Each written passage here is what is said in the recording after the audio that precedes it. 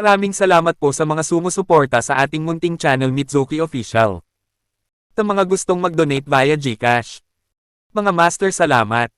Paki-like, share and subscribe. Maraming salamat and God bless.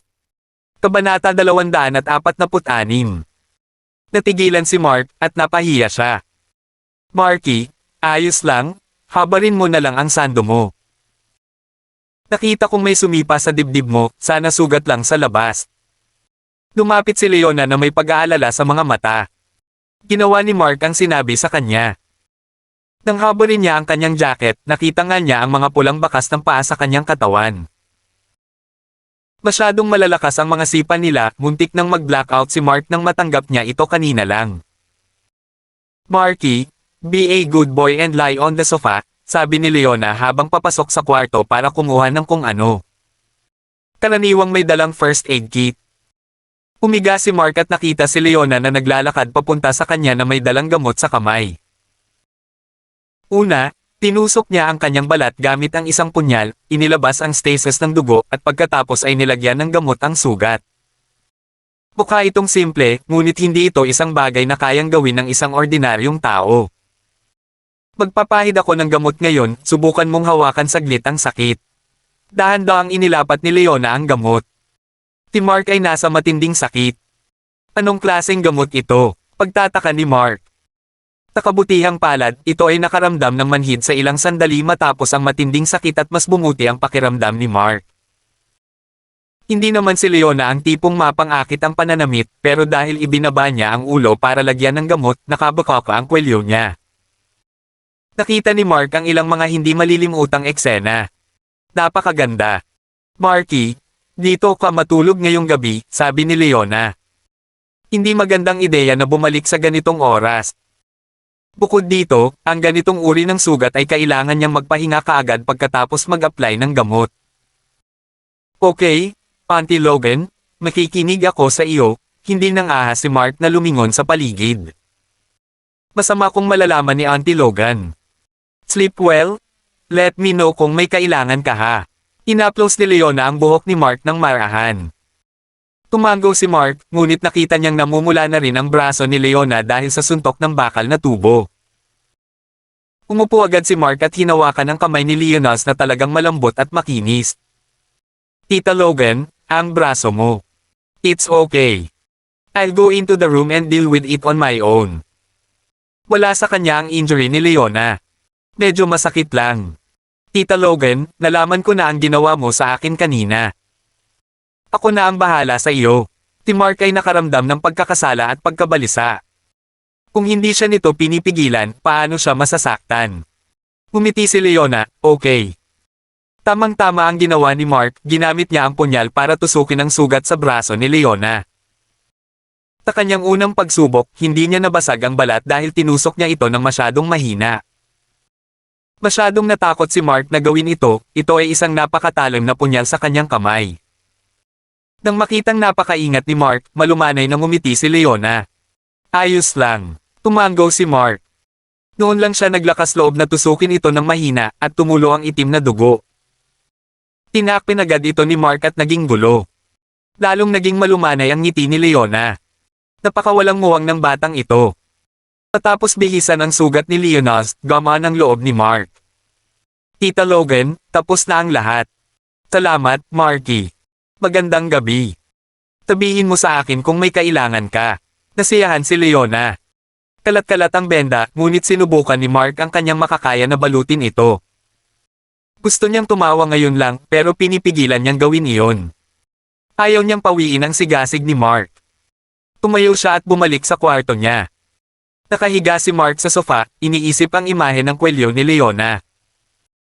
Naisip ni Mark na hindi siya makakatulog sa gabing iyon, ngunit marahil sa sobrang pagod, nakatulog siya ng hindi namamalayan. Sa silid, narinig ni Leona si Mark na humilik dahil sa pagod at humagalpak sa tawa. Ang batang ito ay humihilik sa kanyang pagtulog. Nakahinga ng maluwag si Leona. Kinuha niya ang kanyang cellphone at nag-dial ng numero, pagkatapos ay may kinuha. Bantayan ang bawat galaw ng pamilya Harry para sa akin. Ipinagbabawal ko ang sinuman sa kanyang pamilya na huwag bantayan ako. Pagkatapos mag-order ni Leona ay ibinaba na niya ang telepono. Ang titig sa kanyang mga mata ay agad na naging yelo. Nag-aalala si Lilibeth. Alas 12 na ng hiting gabi, bakit hindi pa umuwi si Mark? Hindi man lang siya tumawag pabalik. Nakaramdam ng sama ng loob si Lilibeth habang niyayakap ang unan sa sofa. Hindi siya makatulog nang wala sa mga bisig ni Mark. "Hubby, where are you?" Pagtataka ni Lilibeth. Nang magising si Mark kinaumagahan, bumuti ang pakiramdam niya, at hindi na sumakit ang kanyang katawan. Ang paraan ng paggamot ni Leona ay talagang nakapagtataka. Isinuot ni Mark ang kanyang sando. Buti na lang at hindi siya nagtamo ng anumang sugat sa mukha. Kung hindi, mag-aalala si Lilibeth kapag nakita niya ito. Kinuha niya ang kanyang cellphone at nakita ang transaksyon. Ang kanyang ina ay naglipat ng 1.5 bilyon sa kanyang account kagabi. Excited si Mark na mabibili niya ang lupang iyon sa araw na iyon, ngunit may isa pang mensahe mula sa kanyang ina. "Marky, ihanda mo ang sarili mo. Tuturuan kita kung paano lumaban." Nag-text si Karen. Lalong natuwa si Mark. Ang kanyang ina, sina Leona, at Bettina ay pawang mga dalubhasa sa martial arts. Gusto ni Mark na maging katulad nila. Pinigilan ni Mark ang pananibik sa kanyang puso. Ngunit, paano siya tuturuan ng kanyang ina? Pupunta ba sila sa isang lugar na mapanganib para sanayin? Tulad ng kampo ng militar o isang underground arena. Maaari niyang iwanan lamang ito para sa kanyang ina na magdesisyon. Tinawag ni Mark si Yolanda at hiniling sa kanya na maghanda. May pupuntahan sila para bilhin ang lupang iyon. Matapos harapin ang bagay na iyon, pumunta si Mark para kumatok sa pinto ng kwarto. "Auntie Logan, Auntie Logan." Ngunit, walang tugon mula sa loob. Nagsimulang makaramdam ng pagkabalisa si Mark. Bumalik ba si Auntie Logan sa Central City para harapin ang Master Harry na iyon ng magdamag? Sa oras na ito, bumukas ang pintuan sa harapan. Si Auntie Logan ang bumalik na may dalang mga pinamili. Nagpunta ba siya sa palengke? Napaisip si Mark. "Tita Logan, tinakot mo ako hanggang sa mamatay. Akala ko bumalik ka na." Nakahinga ng maluwag si Mark. Bahagyang ngumiti si Leona, "Sasabihin ko sa iyo kung babalik ako. May mga pinamili ako, ipagluluto kita." "Tita Logan, kailan ka babalik?" Nag-aalala si Mark at ayaw siyang pakawalan. "Gusto mo bumalik ako?" Malumanay na tanong ni Leona. Hindi, alam ni Mark na nakabase si Leona sa Central City, at pumunta lang siya rito para mag-relax at magsaya. "Tita Logan, gusto ko sanang magstay ka pa ng ilang araw. Marami pa tayong lugar na hindi pa napupuntahan." "Well, if you asked me to stay, then I'll stay for a few more days." "Umupo ka na, ipaghahanda kita ng almusal." Pumunta si Leona sa kusina. Gamaan ang pakiramdam ni Mark sa narinig. Matapos maghanda ng almusal si Leona ay napakasarap na naubos ni Mark ang lahat. Alam ni Mark na nasugatan si Leona at hiniling niyang magpahinga pa, natural lang na gusto niyang magpahinga si Leona. "Sige, makikinig ako sayo. Wala akong pupuntahan ngayon, sa bahay na lang ako matutulog." Napangiti si Leona. Gamaan ang pakiramdam ni Mark at bumaba. Nang makita niya ang kanyang sasakyan, napabuntong hininga si Mark. Mukhang mas mabuting bumili siya ng isa pa. Hindi nga alam ni Mark kung paano niya ito ibinalik. Hindi pa naiisip ni Mark kung aling sasakyan ang bibilhin. Gayunpaman, kailangan niyang bilhin muna ang kapirasong lupang iyon. Sasakay sana si Mark ng bus, ngunit sa oras na ito, bumaba si Melda mula sa itaas. Nang makitang wasak ang sasakyan ni Mark, nagulat si Melda at tinanong siya kung ano ang nangyari dahil sa pag-aalala. Ayaw ni Mark na mag-alala si Melda, kaya sinabi niya na nagkaroon ng aksidente sa sasakyan. "Mag-ingat ka sa pagmamaneho," sabi ni Melda na may pag-aalala, "Nasugatan ka ba?" Habang si Mark ay hinawakan ng kamay ni Melda, naalala niya ang eksena sa loob ng kwelyo ni Leona kagabi, kaya natigilan si Melda at bumulong, "Anong iniisip mo? Halika, ihahatid kita sa plaza." Nahiya si Mark at sumakay sa kotse ni Melda. Tumagilid ang ulo ni Melda at tumingin kay Mark, "Kung hindi ka komportable, sabihin mo lang sa akin, hindi naman tayo nagmamadali." Umiling si Mark. Ayaw niyang ma-disappoint ulit si Lilibeth. Walang masyadong sinabi si Melda. Hinatid niya si Mark sa plaza, at naghihintay na si Yolanda sa parking lot. Na-curious si Melda kung saan pupunta si Mark. Tutal, may hawak na bag si Yolanda, at working bag iyon. May pag-uusapan ba siya sa isang proyekto? Na-curious si Melda, tell me, what are you guys going to do? Mahiwagang ngumiti si Mark at sinabing, I'll tell you when the time comes. Kinuha ni Mark ang susi ng kanyang Porsche at naglakad sila ni Yolanda papunta sa sasakyan. Kanina, sinabi sa kanya ni Mark na bibili siya ng isang piraso ng lupa ngayong umaga. Hindi siya nagulat. Sa halip na mag-almusal, gumugol siya ng 2 oras ngayong umaga sa pag-aayos ng lahat ng kinakailangang dokumento. Pagkasakay nila sa kotse, nasisiyahan silang tiningnan ni Mark. Nagsimulang sabihin ni Yolanda ang ilan sa kanyang mga iniisip, ang lupang binibili mo ay nagkakahalaga ng humigit kumulang 600 milyon. Sa lokasyon nito, maaari kang magtayo ng isang business center o kahit isang hotel. Nagustuhan ni Mark ang mga ideya, ngunit maghihintay siya hanggang matapos niyang mabili ang lupa upang malaman kung ano mismo ang gusto niyang gawin dito. Habang papalabas sila ng parking lot, curious na sinundan sila ni Melda. Siya ay pupunta upang tingnan ang proseso ng dekorasyon ng kanyang bagong restaurant nang si Lilibet ay nagmaneho. Tumigil si Melda para hintayin si Lilibet. Labis na nag-aalala si Lilibet na hindi nakauwi si Mark kagabi kaya kailangan niyang tanungin kung nasa bahay ba siya ni Melda. Huminto siya kasama si Melda. I have to ask, nasaan si Mark kagabi? Nasa bahay mo ba siya? Napabuntong hininga niyang tanong. Umiling si Melda. Hindi, wala akong kinalaman sa kanya. Nasa bahay niya. Ngunit hindi siya bumalik kahapon. Nawala si Lilibet. Hindi siya makatulog kagabi dahil nag-aalala siya kay Mark. Kinasusuklaman ba ni Mark ang katotohanan na si Susan ay nasa bahay, kaya't ayaw niyang bumalik? Naaksidente siya kagabi, sabi ni Melda. Kabanata 247. Hinitid ni Mark si Yolanda sa parking lot ng kumpanya ni Chester, saka nag-ring ang phone niya. Inilabas niya iyon at nalaman niyang tawag pala iyon ni Lilibet. O hindi. Napagod siya kagabi, kaya hindi na siya bumalik sa bahay niya. Gayunpaman, dapat ay nagpadala siya ng isang text message kay Lilibet upang ipaalam sa kanya. Pero, hindi niya ginawa. Tinagot niya ang telepono. Bago pa makapagsalita si Mark ay nanggaling sa kabilang side ang nag-aalalang boses ni Lilibet. Hobby, naaksidente ka ba kagabi? Ikaw ba? Tinaktan mo ba ang sarili mo? Nagpa-check up ka na ba sa ospital? Bakit hindi mo sinabi sa akin? Kaya kitang alagaan. Sa sobrang pag-aalala ni Lilibet ay maiiyak na siya. Nabalitaan lang niya kay Melda ang tungkol sa aksidente ni Mark. Masyado siyang balisa. Nadamay si Mark. Narinig siguro ni Lilibet kay Melda. Mahal, ayos lang ako. Hobby, nasaan ka? Pupuntahan kita ngayon. Gusto kitang makita at nag-aalala ako sa'yo. Hobby, nangingilid ang luha ni Lilibet. Akala niya sa Melda's house nagstay si Mark kagabi. May aksidente pala. Baka nasugatan siya kung saan. Kung hindi, bakit hindi siya bumalik kagabi? Hindi masasabi ni Mark na bibili na siya ng isang piraso ng lupa na nagkakahalaga ng $100 milyong ngayon, hindi ba? Kaya naman, sinabi na lang niya sa kanya na nakikipagkita siya sa kanyang mga kaibigan sa labas. Hobby, umuwi ka mamayang gabi. Ako na bahala sa'yo, sabi ni Lilibet. Pumayag naman si Mark.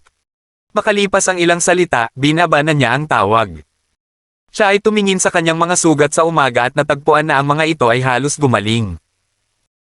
Kung bumalik siya ngayong gabi, dapat nawala ang mga bakas ng paa, at hindi ito dapat mapansin ni Lilibet.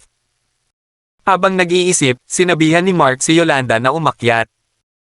Agad nilang pag-usapan ang pagbili kapag nakapasok na sila, kung tutuusin, dapat natutunan ni Chester ang kakayahan ni Mark pagkatapos ng insidente kagabi.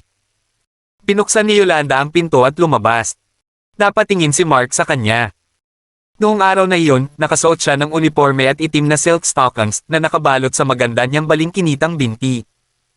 Dahil sa pagkilos ng pagbaba ng sasakyan, tila bilog na bilog kanyang puwitan. Alam ni Mark na maganda ang katawan ni Yolanda, ngunit ang aksyong ito ay tunay na puno ng tukso.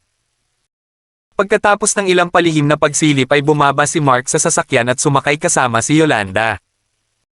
Nagtataka si Mark kung sinusundan siya ni Yolanda ng ganito, hindi ba ito kamukha ng sekretarya niya? Ang profesional na suit na ito, pati na rin ang mga dokumento sa kanyang kamay, siya nga ay lumitaw na parang isa. Itinabi ni Lilibet ang kanyang telepono at nadoobol ang pag-aalala sa kanyang mga mata. Nabulunan siya at pinunasan ang mga luha niya, masyado itong nag-aalala para sa kanya.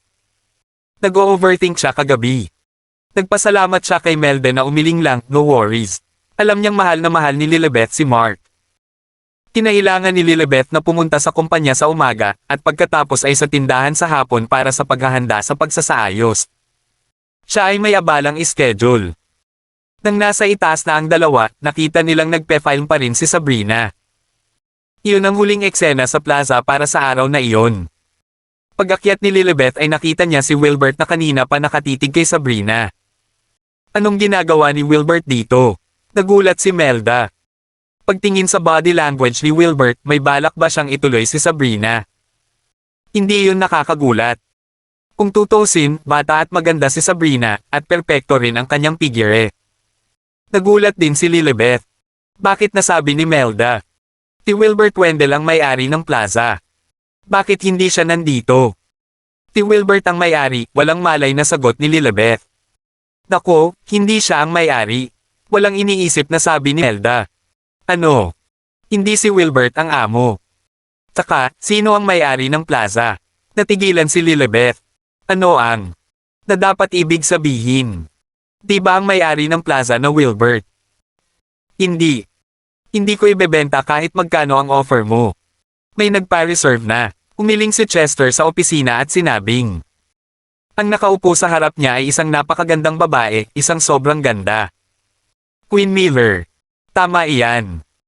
Since she purchased that street last time, abala siya sa paghahanda para sa susunod na proyekto. Nalaman niyang may kapirasong lupa dito, kaya agad niyang dinala ang pera para makipag-ayos sa kanya. Hindi niya makuha ang parisukat ni Mark, higit sa lahat dahil ayaw niya. Hindi naman sa hindi niya naisip na magiging maganda ang parisukat, ngunit.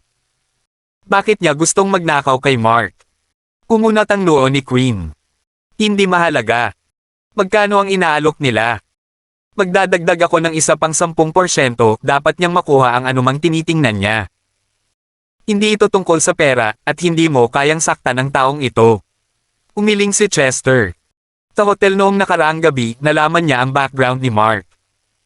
Pagkatapos niyang magpatakbo ng isang simpleng tseke.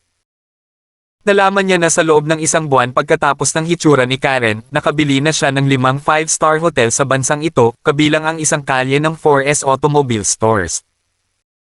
Mayroong 7 hanggang 8 tindahan pati na rin ang mga bar, restaurant, plaza, kahit isang $8 bilyong na resort. At mayroong isang hotel na narinig ni Chester, kung saan ang lahat ng transportasyon ay isinasagawa ng Rolls-Royce. Mayroong 10 mga kotse, at kung ayon sa presyo na 5 milyon bawat kotse, ang mga kotse ng hotel lamang ay nagkakahalaga ng higit sa $50 milyong. Hindi iyon isang bagay na maaaring gawin ng sinumang bilyonaryo. Hindi mo kayang masaktan. Mas lalo pang sumimangot si Queen. Sino ang sinasabi mo? Magsasalita na sana si Chester nang pumasok ang kanyang sekretarya. Tinabi ni President Zenos, isang taong nagngangalang Mark Orleans na may appointment. Ipasok mo siya, utos ni Chester. Oo. Lumabas ang sekretarya at nagtaka kung bakit napakagalang ng amo. Napakalakas ba nitong si Mark Orleans? Hindi niya masabi. President Miller, mas mabuti ka, sabi ni Chester. Kung nakita siya ni Mark na nakakakita ng iba, ano ang mangyayari kung magagalit ito sa kanya? Lumuwag ang nakasimangot na kilay ni Queen. Umuso siya, pinipilit mong tumayo laban sa akin, hindi ba? Okay lang, I know Mark Orleans, sabi ni Queen. Nauna na naman si Mark sa kanya ng isang hakbang. Naisip niya, tingnan natin kung magkano ang gusto niyang bayaran. Nagulat si Chester, pero sabay na pumasok sa opisina sina Mark at Yolanda. Nakita ni Mark si Queen na nakaupo doon. Pagkatapos ng maikling paghinto, naintindihan niya kung bakit siya pumunta dito. Nakatingin din siya sa lupang iyon. Mukhang may halaga ang lupang iyon. Nag-isip si Mark, nakakaramdam ng kagaanan. Nakilala na ni Yolanda si Queen noon. Nagulat din siya nang makita siya, ngunit nanatiling tahimik. Young Master Orleans is here. Come, please take a seat. Magalang na pagtanggap sa kanya ni Chester. Ang gayong tao ay lampas sa kapangyarihan, hindi pa banggitin na mayroon pa siyang leon na Logan sa tabi niya. Hindi kayang saktan siya ni Chester. Huminto muli si Mark. Nagtaka siya, bakit napakagalang ng taong ito ngayon. Nagsimula si Mark, Ailey. Young Master Orleans, inihanda ko na ang mga pamamaraan at kontrata. Just name your price, I'll listen to you. Magalang nang umiti si Chester. Napatulala si Queen. Bakit napaka-ingratiating ng lalaking ito? Ang kapirasong lupang iyon ay nagkakahalaga ng hindi bababa sa $600 milyong. Paano niya hinayaan ang iba na pangalanan ang presyo ng ganoon casual? Nagulat din si Yolanda. Pangalan ng kahit anong presyo. Umiling si Mark, ayaw niyang pagsamantalahan siya.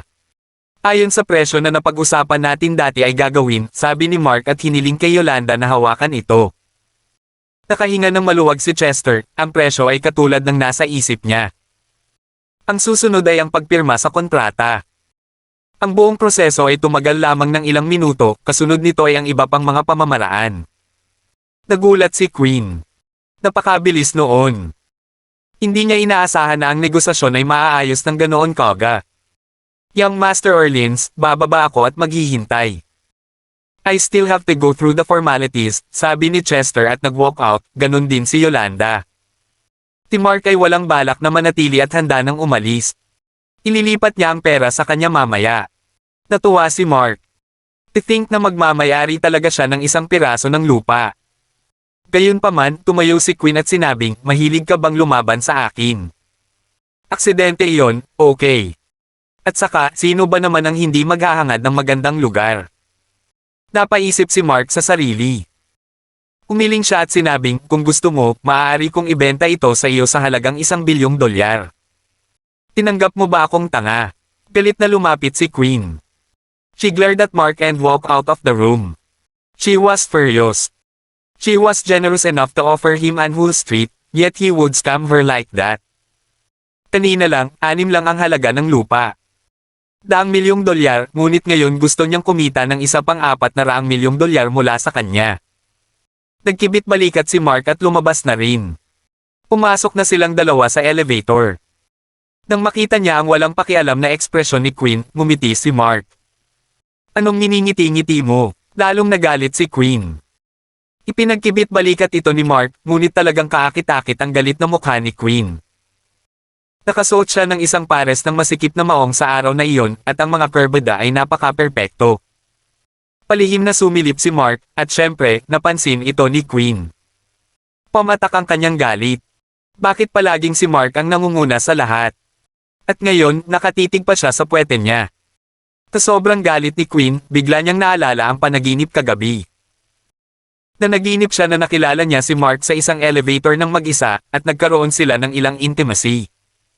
Bakit namumula na naman ang mukha mo? Nagulat si Mark. Queen was not the shy type, so bakit siya namumula sa tuwing magkikita sila? It's none of your business.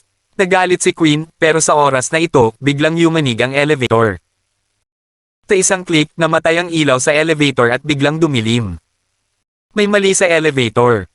Nagulat si Queen, ngunit hindi nagtagal ay bumalik siya sa pagiging kalmado. Pagkatapos ay sinimulan niyang pindutin ang emergency button. Isang tao mula sa labas ang darating at ayusin ito sa lalong madaling panahon. Nadama ni Mark na ang pagkakataong ito ay medyo bihira. Lumapit siya kay Queen at nagbiro, President Miller, why don't we do something interesting? Kabanata 248. Madilim sa elevator. Nagalit lalo si Queen, na tinukso ni Mark. Pwede bang itigil mo na yang kadiri mo?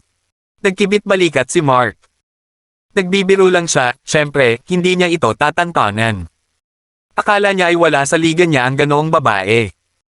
Bagamat maganda ang figure ni Queen, nasabi na niya na hindi niya gusto ang kahit anong gawin sa mas bata sa kanya. Kaya naman, bakit dapat maging walang hiya si Mark? Ano ang pagkakaiba nito sa panggagahasa sa kanya? Tsaka hindi nagustuhan ni Mark yung karakter ni Queen.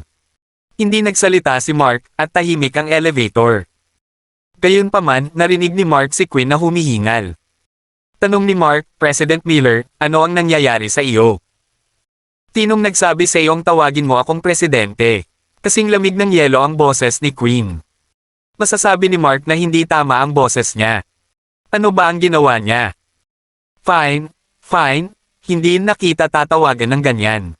What's wrong with you? Naisip tuloy ni Mark, natatakot kaya siya na nasa isang madilim at nakakulong na lugar. Maaaring iyon na. Kinuha ni Mark ang kanyang cellphone at binuksan ang flashlight. Nang makita niya ang pawis sa noo ni Queen ay pinandilatan din siya ni Queen. I'm okay. Medyo nagbago ang boses ni Queen. Just say what you want to say. Don't be afraid. May darating na mag-aayos ng elevator, nagkibit balikat si Mark. Hindi siya natatakot sa mga bagay na ito. Oo, medyo gulong-gulo si Queen, mamulong siya, say something. Hindi ako sanay na manatili sa ganitong klaseng lugar. Walang masabi si Mark, maliban sa mga salitang ligawan siya. Sa mga ganitong pagkakataon, wala na sa mood si Mark. Sa tingin mo nakakadiri ang sinasabi ko, sabi ni Mark ng totoo. Kung gayon bakit hindi mo masabi ang isang bagay na hindi kasuklam-suklam kung ano pa man? Tanong ni Queen. Magmakaawa ka, saka ako magsasalita. Sabi ni Mark habang nakatitig sa kanya sa dilim. Nakakadiri ka, sambit ni Queen habang naglalakad sa gilid. Ayaw niyang manatili malapit kay Mark. Pinakiusapan ba talaga siya nito na magmakaawa para lang makapagsalita siya? Mark then retorted, hindi mo ba ako pinakiusapan last time? Nakiusap din ako. Tumingin si Queen at sinabing, gayon pa man, iyon ang dapat mong gawin. Masyadong mapang-uyam ang kanyang mga salita, at nagreklamo si Mark, masyado kang hindi makatwiran. Sino ang gustong maging boyfriend mo? Kailangan din ba nilang magmakaawa sa iyo na makipagtulungan ka rin sa kama? Ano ang nasa iyong ulo sa buong araw? Ngumisi si Queen. Nagkibit balikat si Mark, sa pagitan ng mga lalaki at babae, ang mga kaisipang ito ay normal. Hindi mo ba naisip ang tungkol dito? Pakiramdam ni Queen ay parang nabulunan siya sa mga sinabi nito, ngunit wala siyang tiwala na lumaban. Nitong mga nakaraang araw, napapanaginipan niya ito, dahilan para masira siya. Bakit niya naisip iyon? Dahil lang ba sa 2 beses na siyang naligtas ng maliit na lalaking ito, at parang kinikilig na siya? Hindi man lang maisip ni Queen. You didn't refute. That means you do too, ngumiti si Mark at lumapit. Ito ay likas lamang ng tao. Kagabi, napanaginipan din ni Mark si Auntie Logan. Nang makita ang pagiging agresibo ni Mark, mas nagalit si Queen. Tumahimik ka. Tumawa si Mark. So, naisip niya talaga ang mga iyon. Well, dahil si Queen ay nasa edad na 30, normal na sa kanya ang magkaroon ng mga ito. Anong pinagtatawanan mo? Tinitigan ni Queen si Mark. Napangiti si Mark nang walang sinasabi, pero nang makitang medyo namumutla na ang mukha ni Queen, tumigil na siya sa pagbibiro. Huwag kang matakot, may darating na magliligtas sa atin. Sino ang natatakot? Lumingon si Queen, lamambat ang volume niya nang hindi niya namamalayan. Naramdaman niyang papalapit si Mark, at sinabi ni Queen, huwag kang masyadong lumapit sa akin. Sabi ni Mark, nakalimutan mo ba na may utang ka pa sa akin ng 2 gabi? Hindi ko ginawa, sumagot siya. Consider it my malas. I'll give you a hug, consider this at once. Ayaw ni Mark na mag-collapse si Queen sa ganoong lugar. Hindi na niya kailangang makita rin ito. Narinig niya na ang ganitong uri ng phobia ay napakahirap harapin at unti-unting madudurog ang kanyang kaisipan. Naabuso na ba si Queen sa ilalim ng ganitong mga kalagayan ng bata pa siya? Don't touch me. Nagpupumiglas si Queen, pero hinawakan lang siya ni Mark sa braso niya at walang nagawa. Huminto si Queen sa pagpupumiglas, at ang hindi mapakalinyang puso ay higit na napanatag. Sa katunayan, ang ganitong uri ng kapaligiran ay nagpapaalala sa kanya ng kanyang pagkabata. Siya ay ikinulong sa paaralan ng kanyang mga kaklase at kailangan niyang pumulupot at umiyak sa magdamag. Mahirap kalimutan ang gabing iyon para sa isang 10 taong gulang na si Queen. At ang kasalukuyang sitwasyon ay nagpaalala kay Queen ng gabing iyon. President Miller, ikaw. Don't call me President. I'm not your boss. Umiling si Queen. Nagulat si Mark nang biglang naging malumanay ang boses ni Queen nang magsalita ito. Ang ganda ng pakinggan. Dahil ba sa yakap na ito ay naging banayad siya. Napatingin si Mark sa kanya. Nakapikit ang mga mata ni Queen. Tinabi niya, ituloy ang pagsasalita. Ang ganda ng figure mo, sabi ni Mark. Ito ang tunay na naramdaman ni Mark sa sandaling iyon. Sa bagay, hawak-hawak niya ito sa kanyang mga braso. Paanong hindi niya ito naramdaman? Nakakadiri, iminulat ni Queen ang kanyang mga mata at nagpumiglas saglit. Noong una, tutol talaga siya dito dahil ang isang bagay na kinaiinisan niya ay ang lapitan ng mga nakababatang lalaki. Bagamat gusto niyang magpumiglas, naramdaman ni Queen na ang paghawak ni Mark ay pareho na ngayon ng pakiramdam sa unang pagkakataon noong iniligtas siya nito. Medyo nag-aatubili siyang magpumiglas. Ngumiti si Mark at sinabing, pinupuri kita. Sino ba ang nagtanong na purihin mo ako? Kung paulit-ulit kang magsasabi ng mga kasuklam-suklam, edi wag mo na akong hawakan, sabi ni Queen. Walang pag-aalinlangan na binitawan siya ni Mark. Hindi niya kailangang gumawa ng kalokohan sa kanyang sarili. Hindi lang alam ng babaeng ito ang kalidad ng isang lalaki. Naramdaman ni Queen na biglang nawala ang mainit na yakap. Iniangat niya ang ulo niya at tinitigan si Mark. Napakandidiri mo. Hindi nakaimik si Mark. Ngunit makalipas ang ilang minuto ay hindi pa dumarating ang taong dapat sana'y magliligtas sa kanila. Napansin niyang lalong namutla ang mukha ni Queen at nagpapakita ito ng mga sintomas ng panginginig. Nakagat niya ang labi at pumikit na parang may tinitiis. Napabuntong hininga si Mark. Masyado pa siyang malambot. Kaya lumapit siya at niyakap ulit si Queen. This time, hindi na tumanggi si Queen. Inayaan niyang yakapin siya ni Mark ayon sa gusto niya at unti-unting kumalma ang hindi mapakali niyang puso. Huwag kang matakot, inaliw siya ni Mark. Oo, hindi na ako natatakot, mahinang sabi ni Queen. Ang sitwasyong ito ay tumagal ng higit sa 10 minuto. At sa wakas, narinig ni Mark ang ilang paggalaw. May nagbukas ng elevator mula sa labas. Nakahinga ng maluwag si Mark. Tawakas kaya na niya itong bitawan. Kung tutusin, napakahirap para sa kanya na hawakan ang isang magandang babae sa kanyang mga bisig ngunit hindi pinapayagan na gumawa ng kahit ano. Sa kabutihang palad, sa pagkakataong ito, si Mark ay dalisay at inosente ng isang beses. Sa unang pagkakataon, wala siyang maruming pag-iisip nang mahawakan niya ang isang magandang babae. Medyo walang laman ang puso ni Queen. Ngayon lang, nung niyakap siya ni Mark, ang sarap sa pakiramdam kahit wala silang ibang ginawa.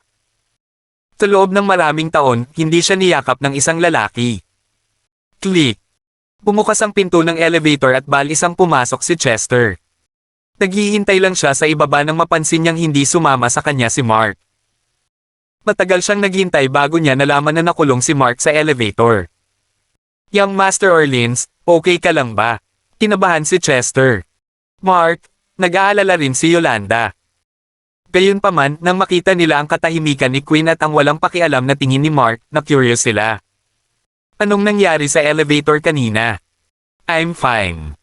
Pwede na tayong lumabas, mabuti naman si Mark. Bukod sa hindi komportable na yakapin ng isang dilag, ayos lang siya. Tinundan ni Mark ang iba palabas. Lumingon siya at nakita si Queen na hindi gumagalaw. Aniya, Queen, okay na. Bakit hindi ka lumalabas?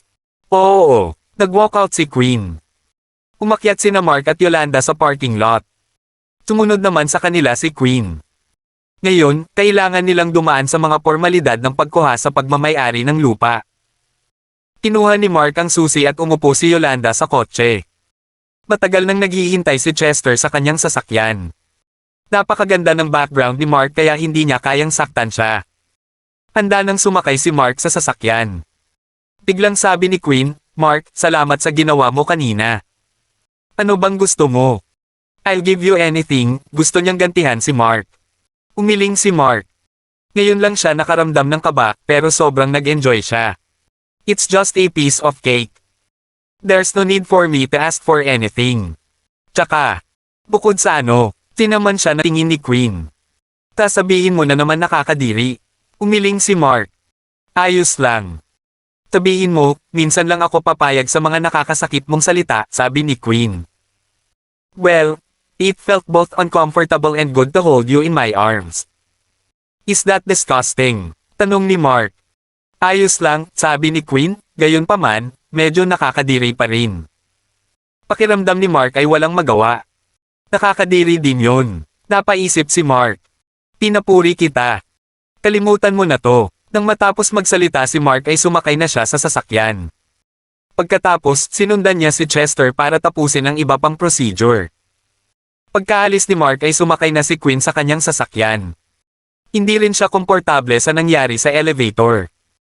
Paanong hindi siya nakakaramdam ng kilabot nang yakapin siya ng isang lalaking mas bata sa kanya? Bukod dito, siya ang pangunahing tauhan sa kanyang panaginip kamakailan na nagpulala sa kanyang pakiramdam. Buti na lang at wala siyang ideya ngayon lang. Kung hindi, ang sitwasyon sa kotse noong huling pagkakataon ay nangyari muli at si Quinn ay nasira. Mark Orleans, sabi ni Quinn at biglang ngumiti. Ikaw ay kasuklam-suklam na maliit na tao. Kabanata 249. Nanatili si Quinn sa loob ng kotse ng ilang sandali at pagkatapos ay kinuha niya ang kanyang mobile phone para tumawag. Pagkatapos ay dinampot ito. Huwag mo nang suriin ang City Square. Oo, hindi ko nasusubok ang bilhin ito. Tsaka, tingnan mo ang lugar na malapit sa City Square at tingnan kung anong uri ng proyekto ang maaaring mag-udyok sa daloy ng mga tao. Oo, ang pangunahing bagay ay upang himukin ang daloy ng mga tao sa plaza. Kailangan mong makamit ang layunin kahit na ano. Hindi mo bagay kung bakit ko ito ginagawa, tandaan mo, kung hindi mo kaya, magbitiw ka na lang at umalis ka na, sabi ni Quinn. Pagkababa ng tawag ay napatingin si Quinn sa direksyon kung saan kakaalis ni Mark kanina. Normal lang na ayaw mo ng kahit anong ibigay ko sa'yo kasi di hamak na mas mayaman ka sa akin, bulong ni Quinn sa sarili at nagmaneho. Buong umaga, pinangangasiwaan ni Mark ang mga pamamaraan sa lupa. Buti na lang at may nahila si Chester at nakumpleto nila ito nang hindi na kailangang pumila. Kaya naman, natapos ang lahat bandang tanghali. Inilipat ni Mark ang pera kay Chester at bumantong hininga. Kawakas, nagkaroon siya ng isang piraso ng lupa sa kanyang sarili. Ano ang dapat niyang gawin tungkol dito? Nakahinga rin ng maluwag si Chester. Noon pa man ay gusto na niyang paunlarin ang kapirasong lupang ito, ngunit nagkaroon ng malaking problema sa pagpopondo, kaya pansamantalang naiwan ang kanyang ideya. Hindi na rin masama ngayon na ibenta ito ng cash. Young Master Orleans, kung mayroon ka pang mga katanungan, huwag mag-atubiling pumunta sa akin. Si Chester ay magalang. Tumango si Mark. Hindi na makapaghintay si Mark na kunin si Yolanda para tingnan. Si Mark ay mayroon na ngayong higit sa $900 milyong sa kanya at marami pa siyang bagay na magagawa niya rito. Gayunpaman, kailangan pa rin niyang hayaan si Yolanda na magbalangkas ng budget. Pagkatapos noon ay siya lamang ang makakagawa ng pangwakas na desisyon. Matapos marinig ang sinabi ni Mark, tumango si Yolanda. Okay, gagawa ako ng plano sa mga susunod na araw. Don't worry. Naisip ni Mark, panahon na para itaas ang sweldo para kay Yolanda. Napakasipag niya. Inihayag ni Mark ang kanyang mga iniisip at tumawa si Yolanda, sure, I will definitely love an increment. Naisip ni Mark na may vision na si Yolanda for the long run, kaya naman, mas mabuting si Yolanda na ang humawak sa proyektong ito. Tell me, magkano ang gusto mong idagdag? Nakinig si Mark sa kanyang opinyon. It is already considered an increment for letting me handle this project, Yolanda said. Ngumiti si Mark. Tiyak na bibigyan niya ito ng malaking bonus sa pagtatapos ng taon. Satisfied talaga si Mark kay Yolanda. Bumalik na tayo. Okay, malapit na akong magplano. Hindi na makapaghintay si Yolanda na gawin ito. Siya ay determinado na sundin sa ilalim ng Mark at magtrabaho para sa kanya, ito ay magiging mahusay para sa kanyang personal na pag-unlad. Sumakay na silang dalawa sa sasakyan. Habang inaabot ni Mark ang gear stick, aksidente niyang nahawakan ang mahabang binti ni Yolanda. Napahiya si Mark, pati si Yolanda. Lalong naging awkward ang atmosphere sa loob ng sasakyan.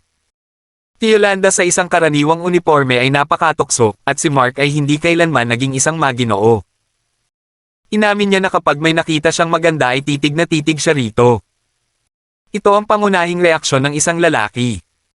Gaya ng sinabi ni Sarah, tiningnan ni Mark ang kwelyo nito noong mga araw ng kanyang pag-aaral. Nang mag-squat siya, napanganga siya.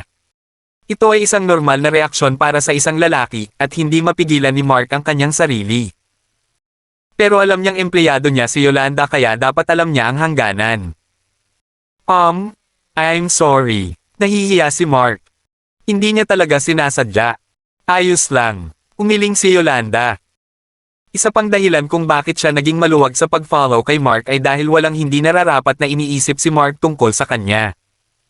Baka makuha ng ibang mga amo, pero hindi si Mark. Kaya, maaaring aksidente lang ang pagkakahawak niya. Paanya ngayon lang. Nawala ang awkward na atmosphere sa loob ng sasakyan. Tinaatres ni Mark si Yolanda, ngunit ang mga mata ni Mark ay nakatutok sa kanyang mga binti na naka-stockings, na normal lang. Gayunpaman, medyo natigilan si Yolanda, at alam ni Mark na hindi na siya makatitig pa. Masyadong curious si Lilibet ngayon. Nalaman niya lang kay Melden na hindi si Wilbert ang may-ari ng plaza, at talagang nagulat siya. Kung hindi si Wilbert, sino kaya ito? Nang magtanong siya, alam ni Melden na nadulas ang kanyang dila, kaya sinubukan niyang pagtakpan ito sa pagsasabing ito ay isang pagkakamali. Nag-aalinlangan si Lilibet. Ngunit kung ito ay hindi kay Wilbert, kung gayon kanino ito? Sino ang may kakayahang magmay-ari ng plaza? Pakiramdam ni Lilibet ay pagkakamali lang ito ni Melda, ngunit mayroon pa rin siyang pagdududa sa kanyang puso. Lumabas siya ng kumpanya at tinitigan ang pagbaril sa ibaba. Pakiramdam niya ay nag-o-overthink siya. Kung hindi si Wilbert ang amo, paano niya hahabulin si Sabrina? Pagkaraan ng ilang sandali ay nadesisyon siyang pumunta sa restaurant. Halos tapos na ang disenyo, para makapaghanda siya para sa pagsasaayos kinabukasan. Kinailangan niyang alagaan si Mark sa gabi dahil gusto niyang malaman kung nasaktan niya ang kanyang sarili. Napabuntong hininga siya. Siya ay kumikilos tulad ng isang mapag-alaga na may bahay ngayon, at marahil ay dahil nahulog siya sa pag-ibig kay Mark. Gayunpaman, isang ideya ang pumasok sa isip niya. Paano kung hindi pagkakamali ang sinabi ni Melda? Kung hindi si Wilbert ang amo ng plaza, sino pa ang may kakayahan? Isang tao ang pumasok sa isip ni Lilibet, "Hobby, ikaw kaya?" Umiling si Lilibet. Nag-o-overthink na naman siya. Hindi lang ilang milyon ang halaga ng parisukat, kundi kahit ilang daang milyon hanggang sa 6 o 700 milyong dolyar. Paano kaya ito makakayanan ni Mark? Bukod, ang pagbili ng isang parisukat ay nangangailangan ng isang network ng mga tao, tama? Hobby, nag-o-overthink ako. How could it be you? Mali yata ang sinabi ni Melda, ungol ni Lilibet habang pababa ng hagdan. Pagkaalis niya, dumating si Mark kasama si Yolanda. Umakyat silang dalawa para kumain, pagkatapos ay bumalik si Yolanda sa opisina para sa pagpaplano. Nang makilala ni Mark si Melda, sinabi niya sa kanya ang tungkol sa pagkakamaling nagawa niya kanina. Nakonsensya siya at nag-aalalang magagalit si Mark. Nagulat si Mark. Kung alam ni Lilibet na sa kanya ang plaza, malalaman niyang may nanay ito. Pinagmamasdan pa rin ng kanyang ina si Lilibet na talagang nagpakawala kay Mark. Napakabait na tao ni Lilibet, ano pa ba ang dapat obserbahan? It's okay as long as you've explained it. Hindi maghahinala si Lilibet, umiling si Mark. Matalino man si Lilibet ay hindi pa rin niya akalain na siya ang may-ari ng plaza. Hindi na kailangang mag-alala tungkol doon. Nakahinga ng maluwag si Melda. Napansin ni Mark na maganda ang progreso ng renovation ng kanyang tindahan. Ito ay malamang na mabuksan sa loob ng halos 10 araw, at iyon ay mahusay. Kapag nabuksan na, pwede kang pumunta at kumain araw-araw. Sabi ni Melda. Libre. Biro ni Mark. Hindi naging madali ang negosyo, kaya paanong hindi ito babayaran ni Mark? Ngunit dahil kailangan pa rin niyang kumain, naramdaman ni Mark na mas mabuting tumulong sa negosyo ni Melda. Oo, libre. Pwede kang kumain ng kahit anong gusto mo, basta lumapit ka. Napangiti si Melda. Sincere siya. Ngumiti si Mark at sinabing, Sister Melda, nasa square ko ka. Binabayaran mo ako ng renta, at kumain pa rin ng libre, paano ko matatanggap? Mark, sayo ba ang plaza? Isang boses na puno ng gulat ang biglang tumunog mula sa likod ni Mark. Si Sarah Lynn iyon. Iniling niya kay Yolanda na bumaba nang makita niya si Mark, at gusto niyang lumapit para makipag-usap. Kung tutusin, sabik pa rin siya sa pagkagalit ni Mark tungkol sa pagdedroga nito sa kanya noong nakaraan, at nag-aalala siya na ikalat nito ang kanyang mga hubad online. Gayunpaman, nang marinig niyang binibigkas ni Mark ang "In my square", talagang nabigla siya. Tinanong niya dati si Charlotte tungkol sa may-ari ng plaza, kung sino ang mas mayaman sa pagitan ni Mark at ng may-ari. Nakipagpustahan pa siya kay Mark kung paano niya magagawang akitin ang may-ari ng plaza. Gayunpaman, ang may-ari ay si Mark mismo. Nawala si Sarah, at bigla siyang nahiya. Tama, akin ang plaza. Napalingon si Mark at nakitang si Sarah iyon. Nakahinga siya ng maluwag. Kung si Sarah lang, ano bang hindi niya maamin? Ikaw. Namula si Sarah at naalala ang sinabi niya noong nakaraan. Gusto niyang maghukay ng butas at magtago dito. Last time I said, nauutal niyang sabi. Oh, sabi mo pwede mong akitin ang may-ari ng square na to, di ba? Sabi ko sa'yo last time hindi mo na kaya. Ngayon, ganun pa rin, hindi ka magtatagumpay, sabi ni Mark. Nag-iinit ang mukha ni Ceres na parang ilang beses na siyang sinampal ni Mark. Ibig sabihin, si Mark din ang landlord ng sarili niyang kafe. Naalala niya noong nagsimula siya ng isang tindahan, nagpakita pa siya sa harap ni Mark. Nakangiting naglakad si Mark. Ang iyong kafe ay maayos na pinamamahalaan, ipagpatuloy mo ito. Talagang naisip ni Mark na hindi ito masama. Siya ay abala araw-araw at tinatayang ang kanyang pang-araw-araw na turnover ay halos $3,000. Ito ay kumikita at espesyal, isang bagay na maaaring makaakit ng daloy ng mga tao. Kalindero ko, babawi ka ba o tataasan mo ang rente pagdating ng panahon? Nag-aalala si Sarah. Oo, umuunlad ang negosyo ng kanyang kafe at kumita na siya. Kung tutusin, libre ang upa, at naisipan pa niya magtayo ng ibang branch. Gayunpaman, ano ang gagawin niya kung maghiganti si Mark at tumigil sa pagrente nito sa kanya? Depende yan sa kung paano mo pinamamahalaan ang iyong negosyo. Naramdaman ni Mark na kung maayos niyang pinamamahalaan ito, tiyak na iiwan siya nito. Kung hindi, babawiin niya ang tindahan. Anong gusto mong gawin ko? Kinakagat ni Sarah ang kanyang labi dahil sa kaba. Lumapit si Mark at sinabing, mag-focus ka lang sa pamamahala ng kafe mo. Hindi ako gagawa ng hakbang laban sa iyo, naiintindihan mo. Kabanata 250. Napakagat labi si Sarah at sumagot, I understand, I will manage it well. Don't drive me away. Nakahinga ng maluwag si Sarah. Pakiramdam niya ay lampas na sa kanyang imahinasyon ang lahat tungkol sa lalaking nauna sa kanya. Ang pagmamayari ng isang sports car at isang BMW 7 Series ay mainam, ngunit ang pagmamayari ng plaza. Ito ay nagkakahalaga ng hindi bababa sa ilang daang milyong dolyar, hindi ba? Pakiramdam ni Sarah ay parang nananaginip siya. Ang kanyang mukha ay mukhang mahina, na ang liwanag sa kanyang mga mata ay malabo at ang kanyang mga labi ay namumula. Siya ay tumingin lalo na maliit at kaakit-akit. Pagkatapos ng lahat, si Sarah ang unang babae na nakita ni Mark ng buong harapan. Nasa cellphone pa rin ni Mark ang hubot-hubad ni Sarah, bagamat matagal na niyang hindi nakikita ang mga ito. Hindi masyadong nakalayo si Mark. Don't worry. As long as you're being honest and don't play any tricks, why would I need to drive you away? Limal, walang tiwala si Sarah. Buti na lang at hindi niya nalaman ang ginawa sa kanya ng pinsan nitong si Charlotte noong nakaraan. Kung nalaman niya ito, naramdaman ni Sarah na tiyak na tapos na ang kanyang kafe. Nagsisi si Sarah. Bakit napakayaman ni Mark? Anong katangahan ang ginawa niya sa kanya noong nakaraan? Hindi ka ba pupunta? Tanong ni Mark. Oo, alis na ako. Sabi ni Sarah at tumakbo paalis. Napatitig si Mark sa kanyang likuran, unti-unting gumaganda ang katawan ni Ceres. Higit sa lahat dahil bata pa siya, at itong hip line niya. Si Sarah ay tumakbo pabalik sa kanyang tindahan, humihingal. Nagulat si Charlotte.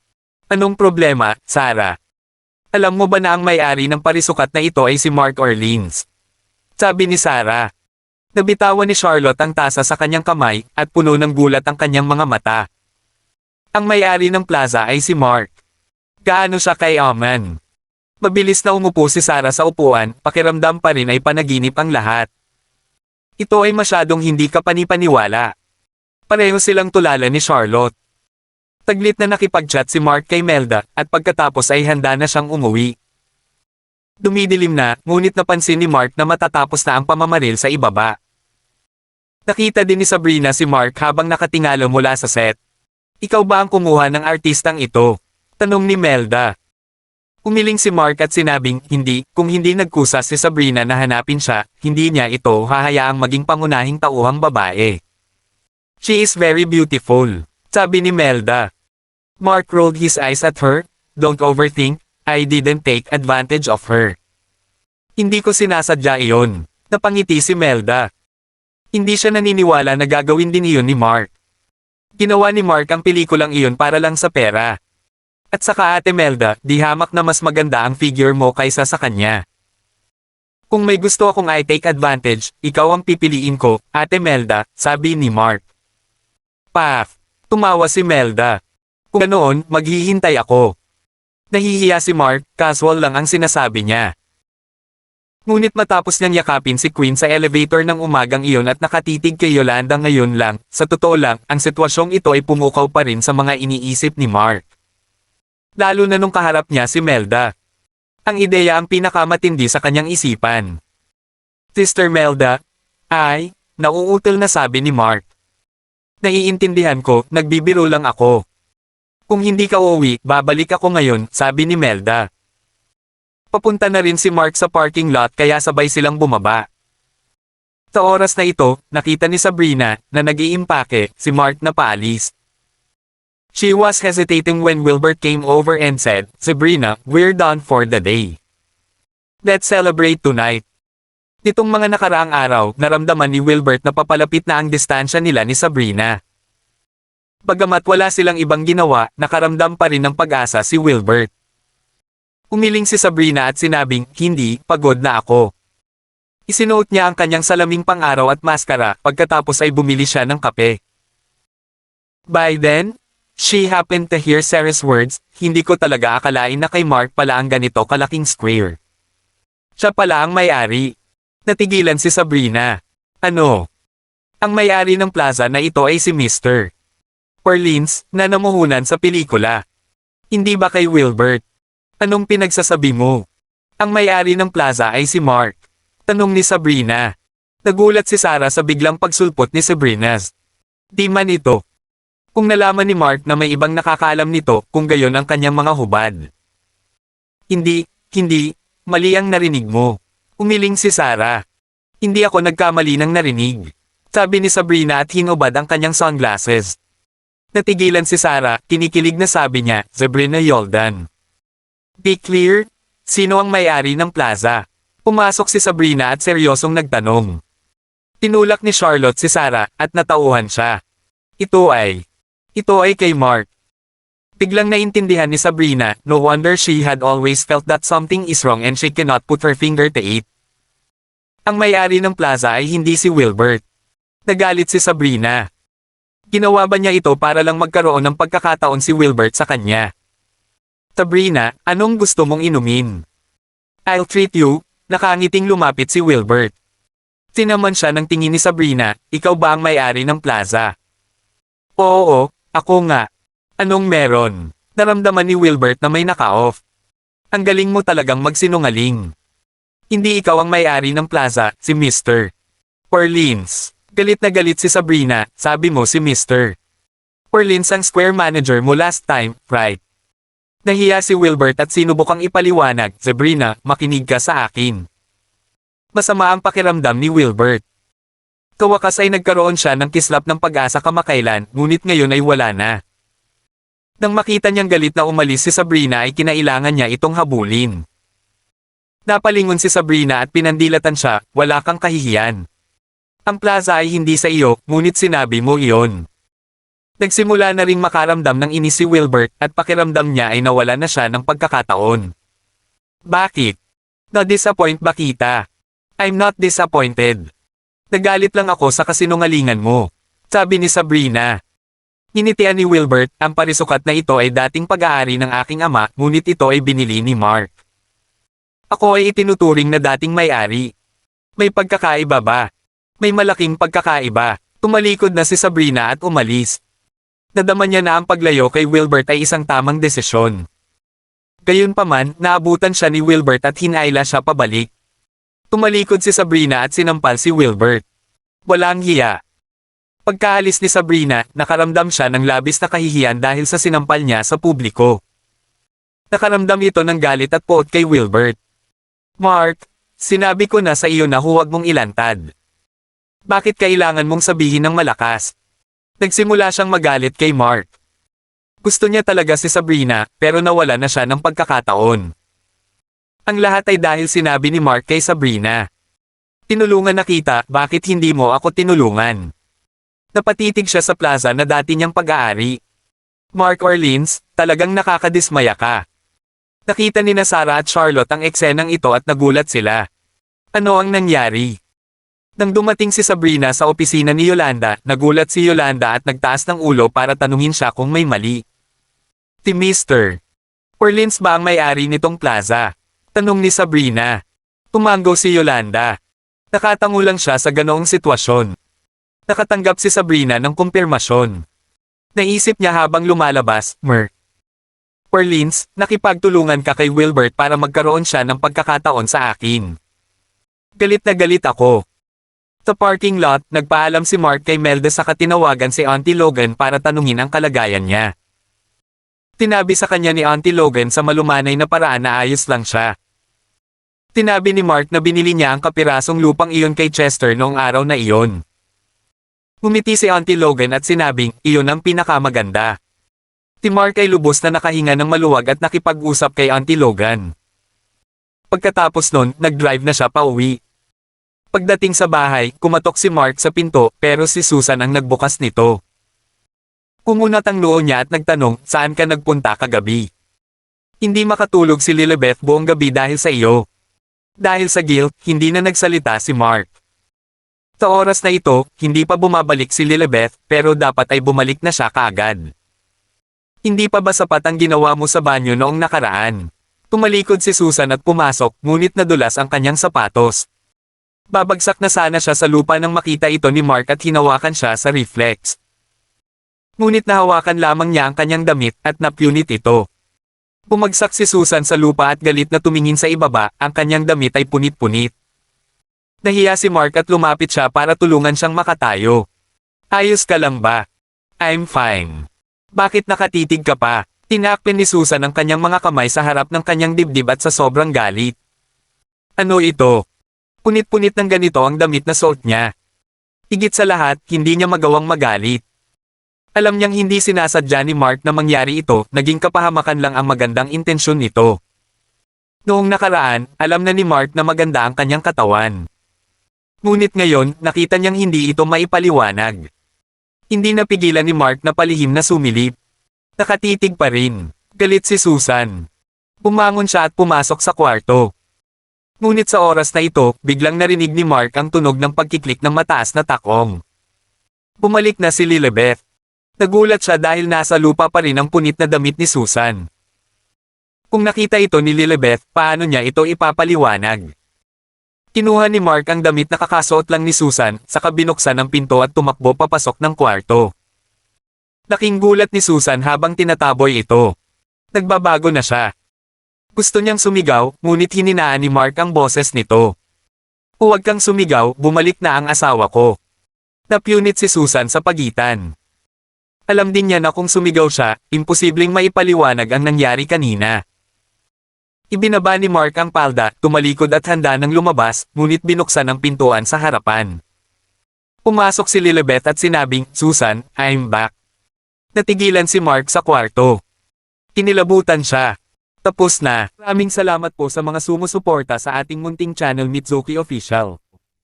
Kabanata 256. Ingat ka sa bibig mo.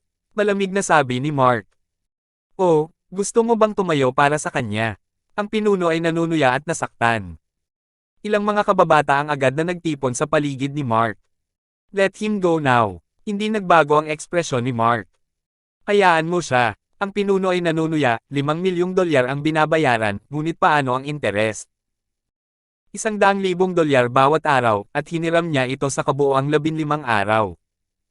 Nasaan ang natitirang $1,500,000?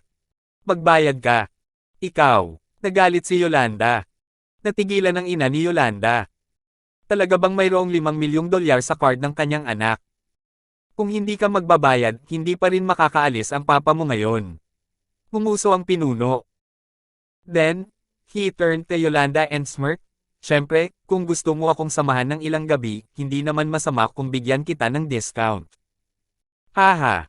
Wala kang kahihiyan. Si Yolanda ay nagngangalit sa galit. Hindi niya inaasahan na magiging ganito. Humingi siya ng isa pang 1.5 milyon. Hinayla siya ni Mark sa likod niya. Hindi mo naman siya pinapaalis, di ba? Tinitigan ni Mark ang mga taong ito. Gaya ng inaasahan, maglalaro talaga ang mga taong ito. Nakakolekta sila ng $5 milyong, ngunit ngayon ay humihingi sila ng stake na $1.5 milyong. Tinusubukan ba nilang magnakaw sa ilalim ng sikat ng araw?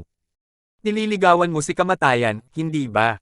Lumapit ang pinuno na may panunuya, isang bakal na tubo sa kanyang kamay. Ang kanyang mukha ay puno ng pagpatay na layunin, at ang iba pang mga subordinate ay nagtipon sa paligid niya na may mabangis na mga mata. Pumunta ka sa impyerno. Hinawakan ni Mark ang bakal na itinali niya sa likod at inindayog ito.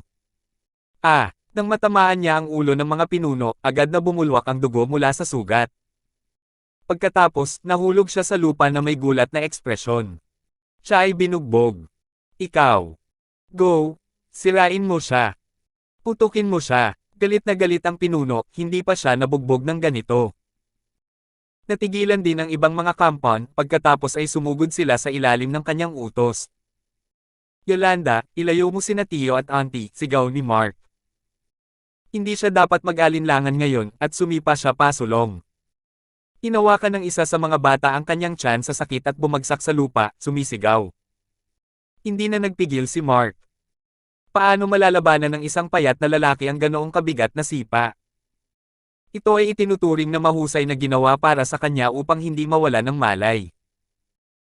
Gayunpaman, nang simulang bugbugin ng 7 hanggang 8 sa kanila si Mark gamit ang mga bakal na tubo, napakahirap pa rin para sa kanya na hawakan ng mag-isa.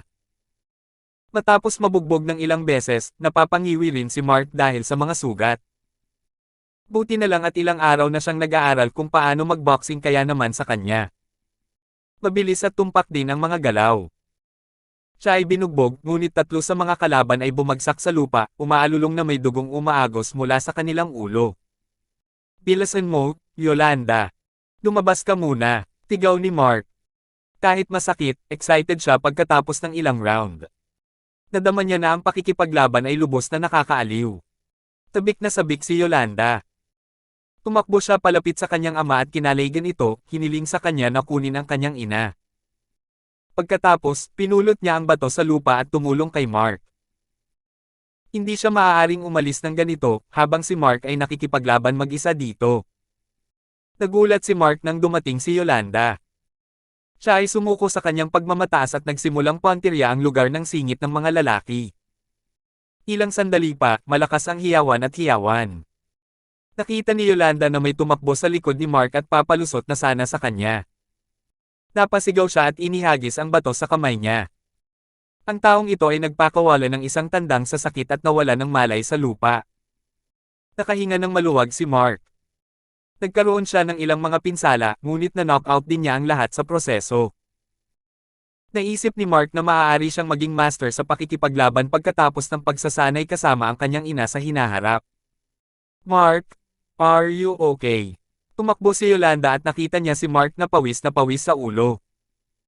Kanina lang nakalaban ni Mark ang daming tao, at ilang beses din siyang binugbog. Sobrang sakit siguro. Ayos lang ako. Dapat lumabas ka agad, sabi ni Mark. Kailangan pa niyang makipag-usap sa pinuno, kung hindi, hindi magkakaroon ng kapayapaan ng isip ang pamilya ni Yolanda sa hinaharap. Hindi, paano kita maiiwan kung tinutulungan mo ako?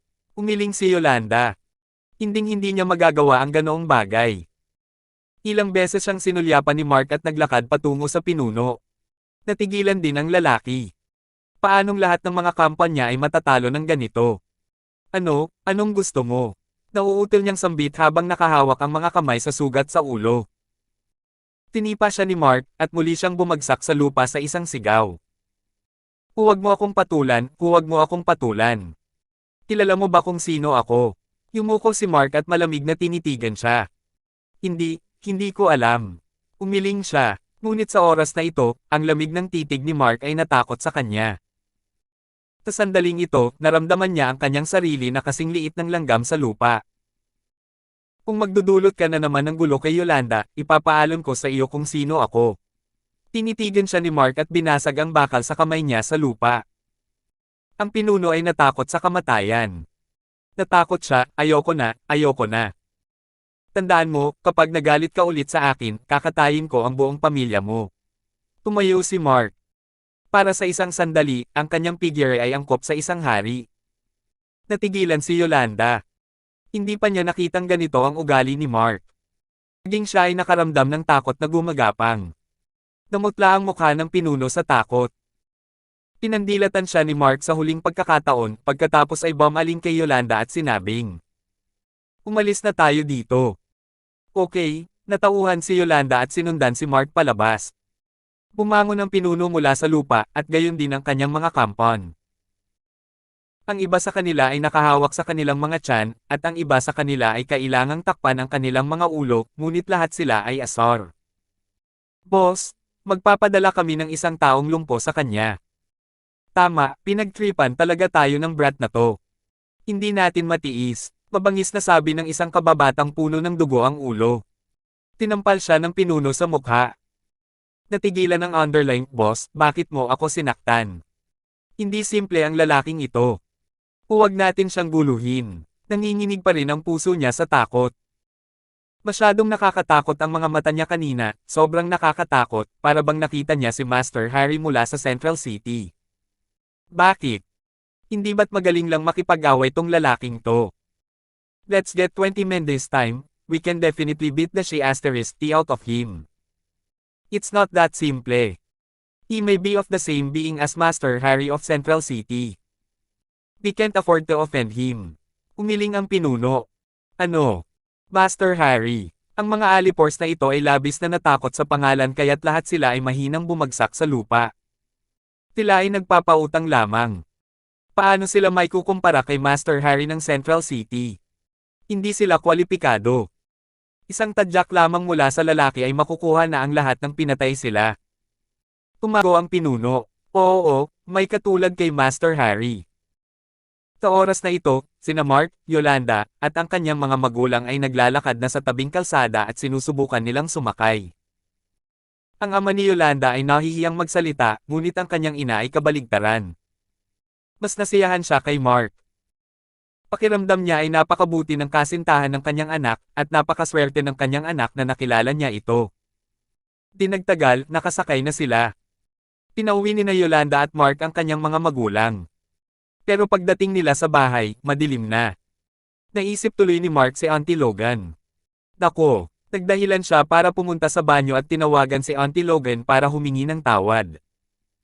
Hindi naman nagalit si Auntie Logan. Humiti siya at sinabihan si Mark na huwag mag-overthink. Hindi gamaan ang pakiramdam ni Mark hanggang sa marinig niya ang malumanay na boses ni Auntie Logan. Hinubad niya ang kanyang sando at nakita niyang may pasa ang likod. Nakailang suntok na siya ngayon lang. At ngayon, sa wakas ay naramdaman na niya ang sakit. Si Mark ay nasa paghihirap. "Anong problema, Marky?" Narinig ni Leona ang nanginginig na boses ni Mark. Nag-aalala siya. "Ayos lang ako." Siyempre, hindi sasabihin ni Mark na nabugbog siya. "Mag-ingat ka Marky," pag-aalala ni Leona. Buong hapon ay hindi siya mapalagay. Hinihintay niyang lumapit si Mark at ilabas siya, ngunit hindi siya nagpakita sa hapon. Medyo nadismaya siya, pero mas nababahala siya na baka nasangkot sa gulo si Mark. "I will, Auntie Logan, you should rest," sabi ni Mark. "Okay," sagot ni Leona.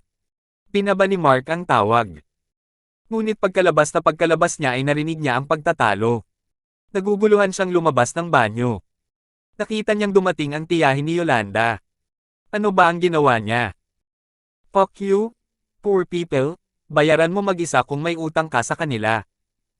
Ngayon, nahanap na nila ako, siya ay nasa galit.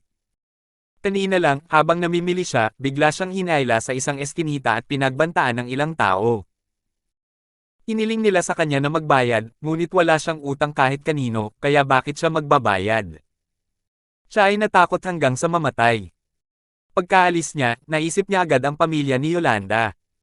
Pakiramdam niya ay nahuli siya sa gitna ng kanilang mga gawain.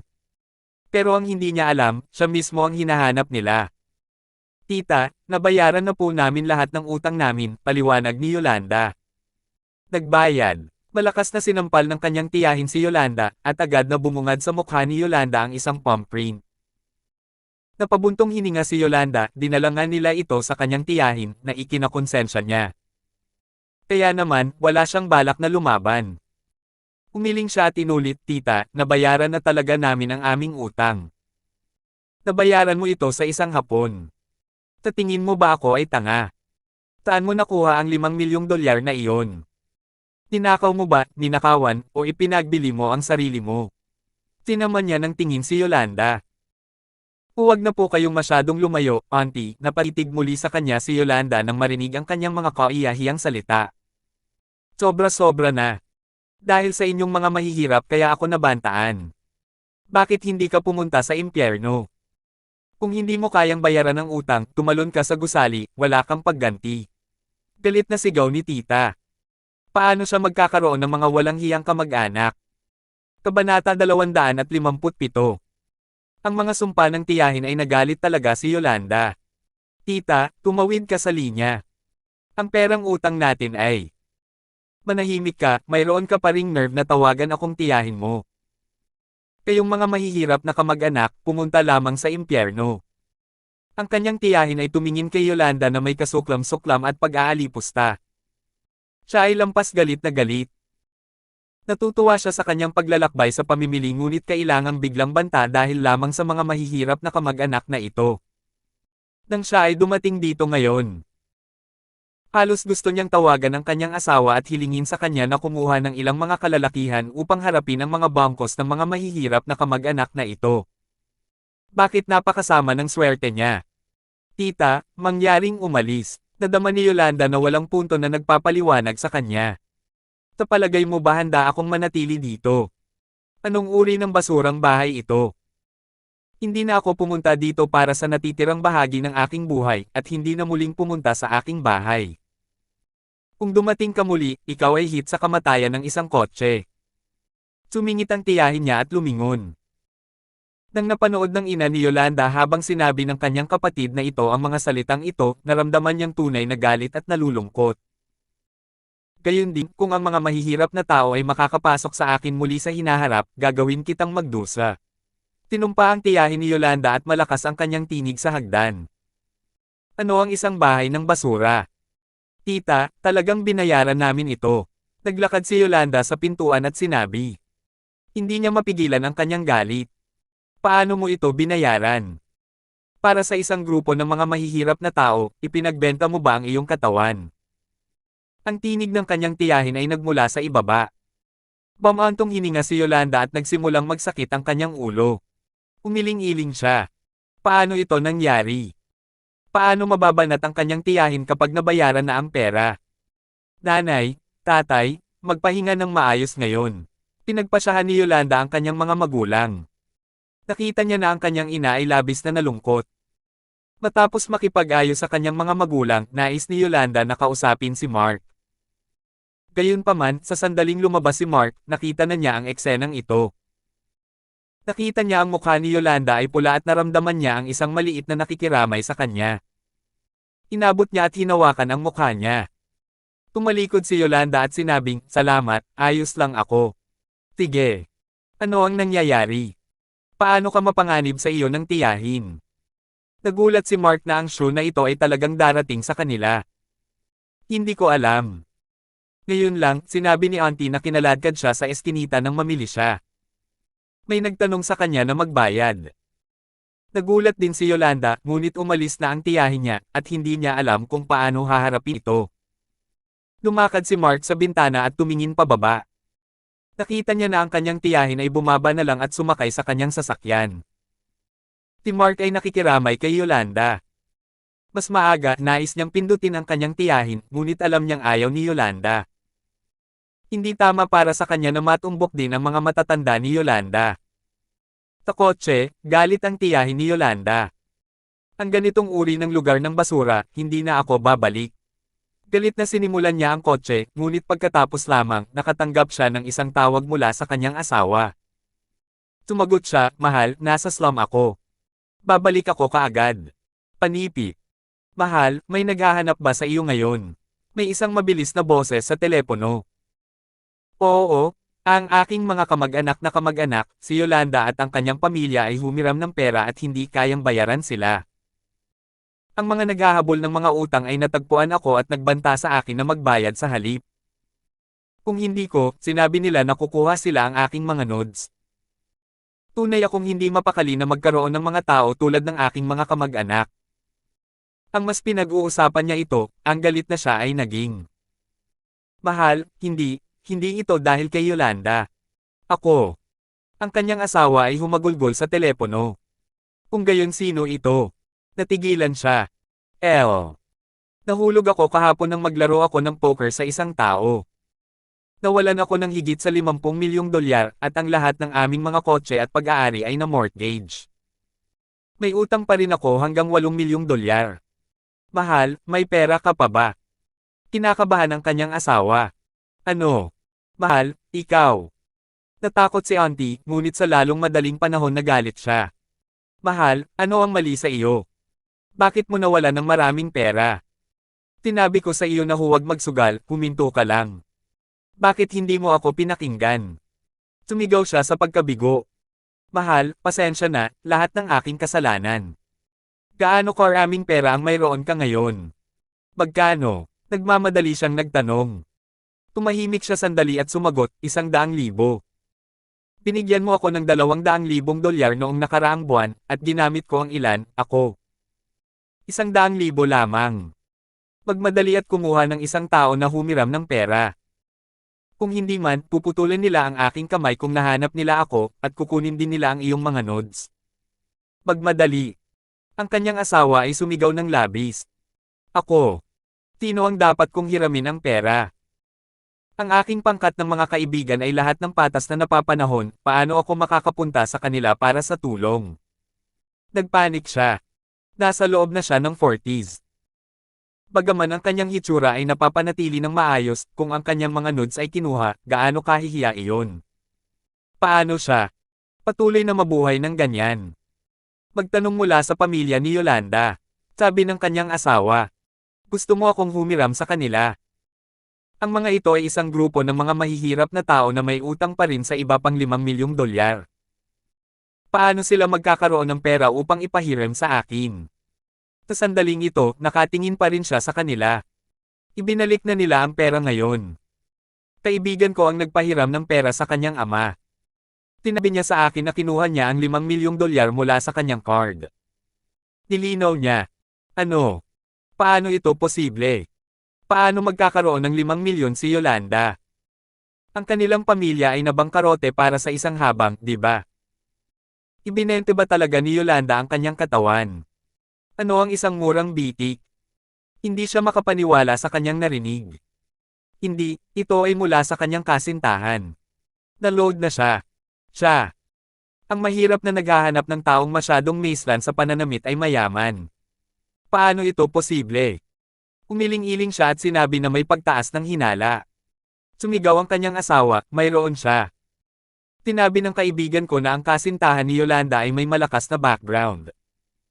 Halos naaayon siya sa Master Harry ng Central City. Paano siya magiging mahirap? Nasaan ka na ngayon? Pumunta at hilingin sa kasintahan ni Yolanda na ipahiram sa amin ang pera. Pumunta. Ako. Hindi ako pupunta. Kinagat niya ang labi at tumanggi. Nabigla siya. Nakita niya ang hitsura ng kasintahan ni Yolanda na si Mark.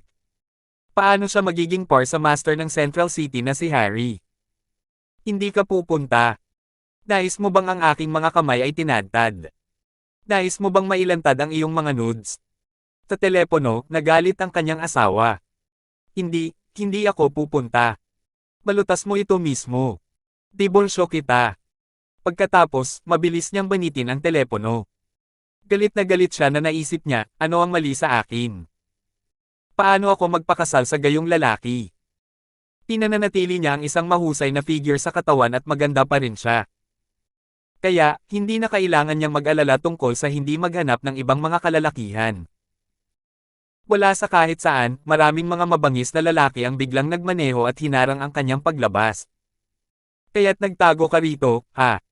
Lumabas ka sa kotse. Sumigaw sila. Natakot ito sa kanya at nais niyang magmaneho ng madali, ngunit ang isa sa kanila ay tumama sa kanyang kotse na may isang baras na bakal. Ang windshield ng sasakyan ay nabasag, at natakot ang babae na ang kanyang isip ay kumalat. Pinuksan ng malaking lalaki ang pintuan at hinayla siya. Sa pamamagitan ng isang iglap, sinampal niya ito sa mukha. Tinakpin ng tiyahin ni Yolanda ang kanyang pisngi at nahulog sa lupa. Ang sampal na ito ay nagpaluha ng kanyang luha at humingi siya ng tawad, huwag mo akong pindutin, pumunta at hanapin ang aking asawa, hanapin ang aking asawa. Paumanhin, ngunit hiniling ng iyong asawa na magbayad ka para sa mga utang. Ang malaking tao ay sumiksik at kinuha siya mula sa lupa. Natatakot siya na sumigaw siya, tulong, tulong. Tinampal niya ito muli sa mukha, at sumigaw siya sa sakit. Kung sumisigaw ka ulit, ay rip ang iyong damit. Nagbanta ang lalaki habang ang iba pang mga lalaki ay nakapaligid sa kanya. Natakot si Auntie sa kanyang mga wits. Hindi, ito ang utang sa pagsusugal ng aking asawa. Pumunta at humingi ng pera mula sa kanya. Magtanong mula sa kanya. Ano ang makukuha mula sa isang taong katulad niya? Sino ang hindi alam na kahit na hindi ka bata, pinanatili mo ng maayos ang iyong figure? Maraming mga malalaking bosses ang kumuha ng isang magarbong sa iyo. Kung kukuha ako ng ilang mga larawan mo at papasok ka sa club, makakakuha pa ako ng maraming milyon. Hindi bababasa, ang aming mga kapatid ay maaaring sumama sa iyo muna. Tumawa ang malaking lalaki ng masama. Ang iba pang malakas na tao ay sumigaw at sinabing, bibigyan kita ng isang pagkakataon upang makahanap ng isang tao na magbayad kaagad ng utang. Kung hindi man, ngayon, ang iyong mga nodes ay ibibigay sa loob ng iyong bilog ng mga kaibigan. Haha, ang ilan sa iyong mga kaibigan na lalaki ay maaaring nais na makita ito ng matagal. Ang tiyahin ay sumigaw dahil sa takot, wala akong pera, nanunumpa ako. Ang kotse. Maaari mong kunin ang kotse. Paumanhin, ngunit ang kotse ay na-mortgage ng iyong asawa, at ganoon din ang iyong bahay. Wala pa sa iyo ang malaking tao ay nakangiti at sinabi. Malakas na umiyak si Tia. Paano ito nangyari? Nang umagang iyon, napag-usapan na lang niya ang kanyang mga kaibigan tungkol sa paglalakbay, ngunit ngayon ang lahat ng mga plano na iyon ay nawala sa isang mata. Naramdaman niya na parang nangangarap siya, ngunit ang kanyang mukha ay nasaktan ng maraming at ang sakit ay nagpapahiwatig na ito ay tunay na totoo. Tawagin mo ngayon ang iyong telepono. Nagbanta ang malaking tao. Tatawagin ko sumigaw si Auntie habang inilalabas ang kanyang telepono. Tinawag niya ang kanyang matalik na kaibigan. Kumusta, Alisa, maaari mo ba akong ipahiram ng pera? Hindi gaano, mayroon ka bang 6 na milyon sa iyo? Kumusta, hello? Ang tiyahin ni Yolanda ay nadama na nagkamali. Ito ang kanyang matalik na kaibigan. Kapag pareho silang lumabas, siya ang nagbabayad para sa lahat ng bagay. Ngunit ngayon, ang kanyang matalik na kaibigan ay talagang nakabitin kapag nais niyang humiram ng pera sa kanya. Nakaramdam siya ng pagkakamali at patuloy na tumatawag sa ibang mga kaibigan, ngunit ito ay pareho ang lahat. Nakaramdam siya ng walang pag-asa. Ang malaking tao ay nagbigay sa kanya ng isa pang sampal na walang tiyaga, mga bagay ng isang balahibo na magkasama. Anong uri ng mga kaibigan ang mayroon ka? Hindi ka maaaring humiram ng ilang milyong dolyar. Sa palagay ko gusto mo lang kaming maging litratista. Huwag mag-alala, kukunin namin ang iyong mga hubad na larawan. Ng propesyonal. Kapatid, ay drag siya sa kotse. Oo, boss. Ang underling ay dumating upang makuha ang umiiyak na babae. Natakot siya sa luha at nagpupumig hindi pa tumawag. Ang pamangkin ko ay nasa itaas, ang kanyang kasintahan ay mayaman. Aakyat ako upang tanungin sila ngayon. Kabanata 258. Your niece. Is she Yolanda Lane of the Lane family?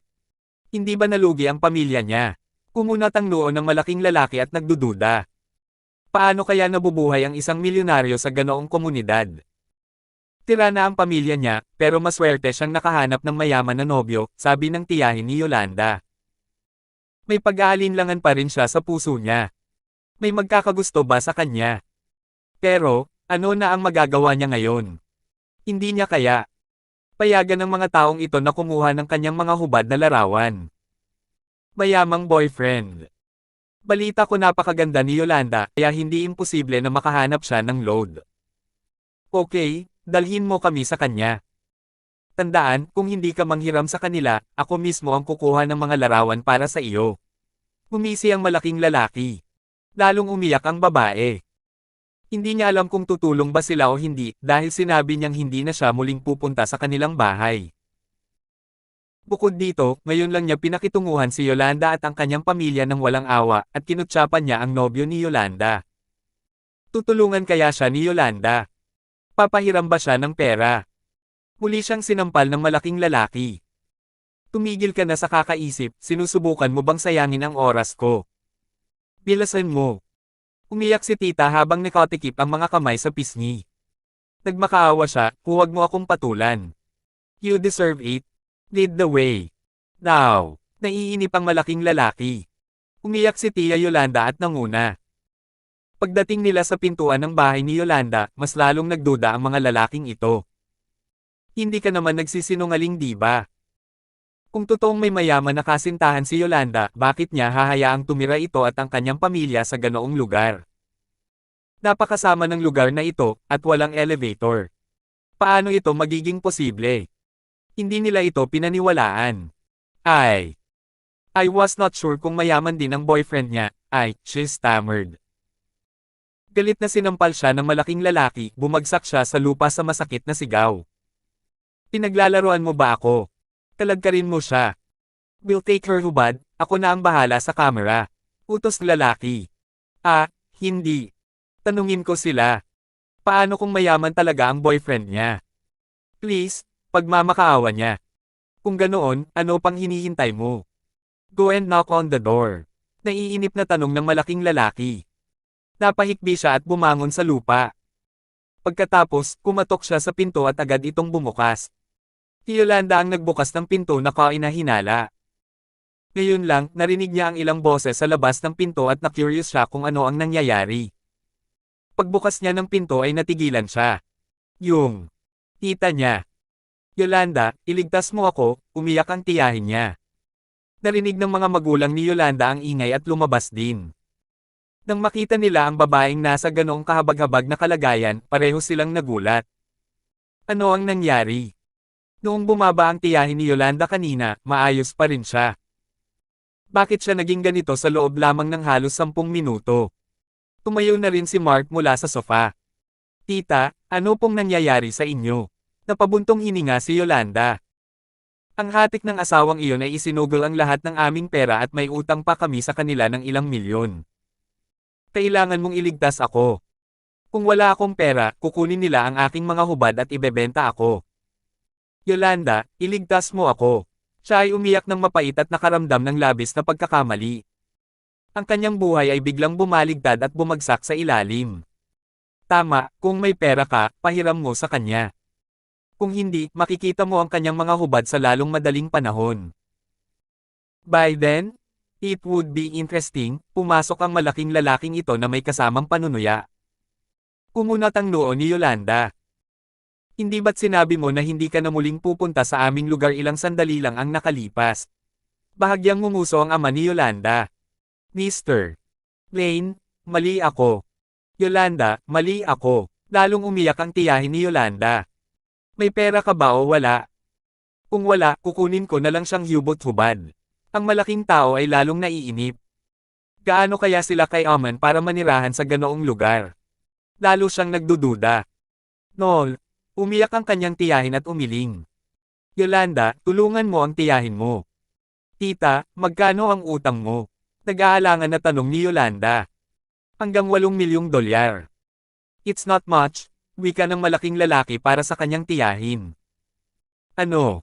8 milyon. Natigilan si Yolanda, gayon din ang kanyang mga magulang. Iyak lang ng iyak ang kanyang tiyahin. Tita, wala akong gaanong pera. Umiling si Yolanda. Sa totoo lang, ngayon lang talaga siya nalungkot dahil sinisiraan siya ng kanyang tiyahin sa kabila ng napakahusay na pakikitungo niya sa kanyang tiyahin noong bata pa siya. Noon, kapag sinabi ng kanyang tiyahin na naubusan na siya ng pera, bibigyan siya ni Yolanda ng 1 milyon mula sa kanyang sariling bulsa. Ngunit, paano siya tinatrato ng kanyang tiya bilang kapalit? Itinaboy niya si Yolanda. Yolanda, iligtas mo ako alang-alang sa akin bilang tiyahin mo. Iligtas mo ako. Ang umiiyak na babae ay balisa. I really don't have it, umiling muli si Yolanda. Paano yung kasintahan mo? Meron siya, meron siya. Maaari mo bang hilingin sa kanya na ipahiram ito sa akin? Okay lang ba? Tumulyap ang tiyahin ni Yolanda kay Mark na may pagmamakaawa. Nanatiling walang ekspresyon si Mark. Umiling si Yolanda. Pagkatapos, tumakbo ang kanyang tiya kay Mark at napaiyak, sabi ng asawa ko napakayaman mo. Pwede mo ba akong pahiram ng pera? Nagulat ang mga magulang ni Yolanda kay Mark. Napakayaman. Gaano siya kay Aman? Umiling si Mark. May pera ka ba o wala? Kung mayroon ka nito, pahiram sa akin. Tita mo ako. Patuloy pa rin siya sa pag-iyak habang sinasabi. You're not my aunt, umiling muli si Mark at nagsalita. Paano karapat-dapat ang gayong babae na maging tiyahin niya? You are Yolanda's boyfriend, therefore, I am your tita. Ako nga, umiling pa rin si Mark. Ikaw, wala ka, di ba? Gaya ng sinabi ko, hindi ka pwedeng yumaman, imposible. Gayunpaman, hiniling sa akin ng kapirasong iyon na hanapin kita. Gusto niya akong manghiram ng pera sa isang nasira. Lalaki. Putulin mo ang pagpapanggap mo. Iyaw ng kanyang tiyahin. Tita, masyado na kayong malayo, galit na galit si Yolanda. How dare she talk about Mark ng ganyan? Nawala ito sa kanyang tiyahin at nagsimulang sumigaw, lahat kayo ay sira. Ano na ba ang nagawa ko para maging karapat-dapat sa gayong mga kaawa-awang kamag-anak? Hindi mo kayang bayaran ang 8 milyong dolyar. Bakit hindi ka pumunta sa impyerno? Bakit hindi mo pinatay ang iyong sarili? Nakakatawa talaga siya. Paano siya naniwala sa sinabi ng asawa? Upang maniwala na ang isang taong-una na tulad ni Mark ay my load. Para lang sa 8 milyon, at naging ganito ka. Mahinahong sabi ni Mark. Pumunta ka sa impyerno. Maaari akong magkaroon ng utang na 8 milyong dolyar, ngunit hindi mo kayang bayaran ang iyong brat ng 8,000 dolyar. Pumunta ka sa impyerno, umiyak siya at sumigaw ng histeryoso. Siya ay desperado. Ang kanyang mga hubot-hubad ay kukunin at ilalabas sa lalong madaling panahon, ano ang dapat niyang gawin. May pera ako, okay. Uncle, auntie, first time kong pumunta sa inyong lugar ngayon. Wala akong naihanda na regalo, kaya lang pocket money ang maibibigay ko sa iyo, humarap si Mark sa mga magulang ni Yolanda at nakangiting sabi. Pareho silang natigilan. Nagpapanggap ka pa, ang tiyahin ni Yolanda ay umuungal habang lumuluha. Siya ay kasalukuyang nasa desperasyon, ngunit ang taong ito ay nais pa ring magpanggap. Yolanda, ililipat ko ang pera sa bank card. Ibigay mo sa mga magulang mo. Kinuha ni Mark ang kanyang cellphone at naglipat ng $8,888,888 kay Yolanda. Natigilan si Yolanda sa lugar. Ding! Nakatanggap siya ng notification sa kanyang phone. Tinignan niya ito at natigilan ulit. Dumating ang malalaking lalaking iyon na may pagdududa. Nang makita nila ang notification ng transaksyon ni Yolanda, natulala rin sila. Oy, naglipat talaga siya ng halaga, at 8 milyong dolyar iyon. Pagkatapos, tumalikod sila at muling sinuri si Mark, na nagbubulungan sa kanilang mga puso, hindi makapaniwala. Nakasuot siya ng pangkaraniwang paraan, sinong mag-aakala na may cargo siya. Si Mark ay talagang maluho. Nagbigay siya ng baon na nagkakahalaga ng higit sa 8 milyong dolyar na parang wala lang. Ang bilang ay umabot pa nga sa 9 milyong dolyar. Nagulat ang mga magulang ng Yolanda na halos malaglag ang kanilang mga panga. Nang lumapit sila at nakita ang mobile phone ng kanilang anak, nagulat sila. Talagang inilipat niya ito. Hindi nila inaasahan na ganoon kay Aman ang boyfriend niya. Tumugod si Tita Yolanda at kinuha ang mobile phone ni Yolanda para tingnan. Natigilan siya at nabigla. Nag-transfer talaga siya. Akala niya mali, hindi pala. Mayaman talaga ang taong-una na ito. Nakabawi si tita sa pagkabigla at may kumislap na pag-asa sa kanyang puso. Umiyak siya at tumakbo papunta kay Mark, so, mayaman ka talaga. Pwede mo akong pahiram sa akin. Hindi niya talaga dapat hinusgahan ang isang libro sa pabalat nito. Napakaswerte ni Yolanda na nakahanap ng isang baller na kayang gumastos ng 9 milyong dolyar na parang wala lang. Hinihingi mo ba akong ipahiram sa'yo ang pera? Poker face na tanong ni Mark. Oo, tiyahin mo naman ako. Hindi mo ba ako pwedeng pahiram ng 8 milyong dolyar? Please, nagmakaawa siya. May pera ako, pero bakit ko naman ipapahiram sa'yo? Tanong ni Mark. Dahil tiyahin mo ako. Makatuwiran lang na pautangin mo ako dahil magkamag-anak tayo. Humihikbi siya. Ganun ba? So, you don't know the meaning of relatives. Tapos, bakit hindi mo pinahiram kay Yolanda? Tanong ni Mark. Nag-aalangan si Auntie. Pagkatapos ay sumagot siya, si Yolanda ay may isang mayaman na kasintahan, hindi ko kailangan na ipahiram ito sa kanya. O talaga, biglang napangiti si Mark. Ano ang kinalaman ng pagiging mayaman ko sa pagpapahiram mo ng pera? Of course, meron. Since mayaman ka, it didn't up to me to lord her money. Stop talking about it at dali-dali akong pahiram ng pera. Tita mo naman ako. Please, luluhod ako. Para sa'yo, umiiyak siya at nagmamadaling lumuhod. Tapat na ba ito para masiyahan siya? Nang pumunta sa kanya ang ina ni Yolanda upang humiram ng pera, hindi man lang niya ito pinaluhod. Ngayong nakaluhod na siya, tiwala siyang tiyak na ipapahiram ito ni Mark sa kanya. Dahil sila ay mga kamag-anak, at siya ay kanyang tiyahin. Kabanata 259. Hindi kita papahiramin. Umiling si Mark.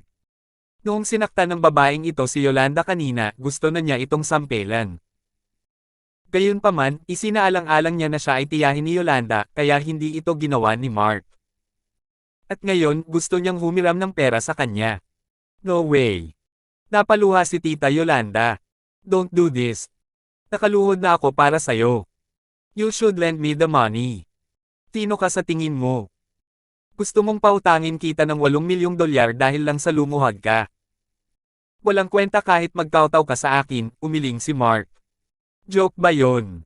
8 milyong dolyar. Ano ang kinuha ng babaeng ito para makakuha ng pera sa pamamagitan lamang ng pagluhod? Huwag mong gawin sa akin ito. Pakiusap ni tita. Kung hindi niya makahiram ng pera, ang kanyang mga hubad ay kukunin. Hindi niya gustong mangyari iyon. Nagsisi siya na hindi niya pinakitunguhan si Mark nang mas maaga itong nasa bahay niya noong araw na iyon, ngunit walang silbi na pagsisihan ito ngayon. Kung wala akong pera, kukunin nila ang mga hubad ko at ibebenta ako sa club. Hindi mangyayari iyon, kailangan mo akong iligtas, hinawakan ni Auntie ang mga binti ni Mark at nagmamakaawa. It's none of my business. Napakawalandiya mo na, kaya bakit mo iniisip na habarin ang mga hubad mo at mabente? Sabi ni Mark. Pagbaba ng babaeng ito kanina lang ay nagmumura siya na parang shrew sa stairway. Bakit siya matatakot sa ilang larawan gayong nakagawa na siya ng kaiyahiyang bagay? Hindi, ako. Bumangon siya at mahinang umiyak, nakikiusap ako. Paano kung samahan kita ng ilang araw at pautangin mo ako? Naisip niya na bagamat nasa edad 40 na siya ay naalagaan niyang mabuti ang kanyang katawan. Kaya, ito ay walang pinagkaiba sa isang babae sa edad na 30s. Bakit hindi mamahalin ng isang binata ang isang maganda at mature na babae na tulad niya? Mas mabuti nang mabantayan at pinaglaruan ng isang tao sa loob ng ilang araw kaysa sa lahat ng kaibigan niya. Baliw ka ba? Umunat ang noo ni Mark. Ang tiyahin ni Yolanda ay may magandang katawan at isang babaeng alindog. Gayunpaman, siya ay tiyahin ni Yolanda. Paano nagkaroon ng ganoong ideya si Mark? Hindi man lang niya ito masyadong nilinggan nang pumunta siya sa pwesto niya kanina. Ano ang gusto mo kung ganoon? Natigilan ang tiyahin. Hindi kita papahiram ng pera. Stop bothering me, umiling si Mark. Nakakainis tong babaeng ta. Kung lalaki siya, sinampal siya ni Mark. Napaupo si Auntie sa lupa, paralisado. Tinusubukan mo bang hilahin ang paa ko? Napamura ang malaking lalaki, at ilang malalakas na lalaki ang lumapit at sinulyapan si Mark. Tapos, nagtaas sila ng kamay at sinampal ng malakas si Auntie. Napahiga si tita sa lupa at nagsimulang umiyak at sumigaw. Tumingin ang malaking lalaki kay Mark at sinabing, Kuya, hindi mo ba talaga papahiram sa kanya ang pera? Kailangan niyang maging magalang. Hindi na kailangang sabihin, kailangan niyang maging magalang sa isang taong madaling kumuha ng 9 milyong dolyar. Bakit ko ipapahiram sa kanya? Ganting tanong ni Mark. Mas mabuting iwanan ang isang tulad niya sa sarili niyang pagdurusa. Sige kuya, hindi na ako magtatanong. Matagal ko nang nabalitaan na ang masamang babae na ito ay may bastos na personalidad, hindi ko rin naman siya papahiramin. Buti na lang at maganda pa ang katawan niya, at ilang mga amo ang kumuha. I-fancy to her. Mga kapatid, hilahin niyo siya papasok sa sasakyan. Kukuhaan ko muna siya ng litrato. Takpan mo ang bibig niya at bugbugin siya kapag sumisigaw siya. Itinuro ng malaking lalaki. Inuli agad ng ilang lalaki si Auntie. Nagpumiglas siya at sumigaw ng tulong, pagkatapos ay sinampal siya ng malakas ng isa sa mga lalaki. Nawalan siya ng malay matapos sumigaw. Dalhin mo siya. Kinaladkad nila si Auntie palabas, at maya-maya ay may narinig na tunog ng sasakyan na papaalis mula sa ibaba. Umupo si Mark. Dapat turuan ng leksyon ang ganyang babae. Gayunpaman, si Yolanda at ang kanyang ina ay nakaramdam ng awa at halos gusto na silang pigilan ngayon. Napabuntong hininga si Yolanda, "Nay, tatay, tapos na po. Pumasok na kayo at magpahinga." Pero, tita mo, nag-aalala ang kanyang ina, ngunit napabuntong hininga na lamang siya sa huli. Pagpasok nila sa kwarto ay ilang beses nilang sinulyapan si Mark. Hindi pa rin sila makapaniwala na nakahanap na ng ganoong kayaman ang anak nila.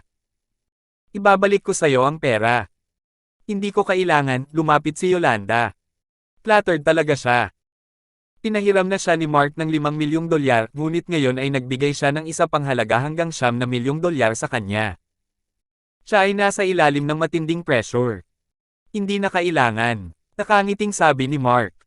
Siyempre, ibinigay ni Mark ang pera para sa isang dahilan.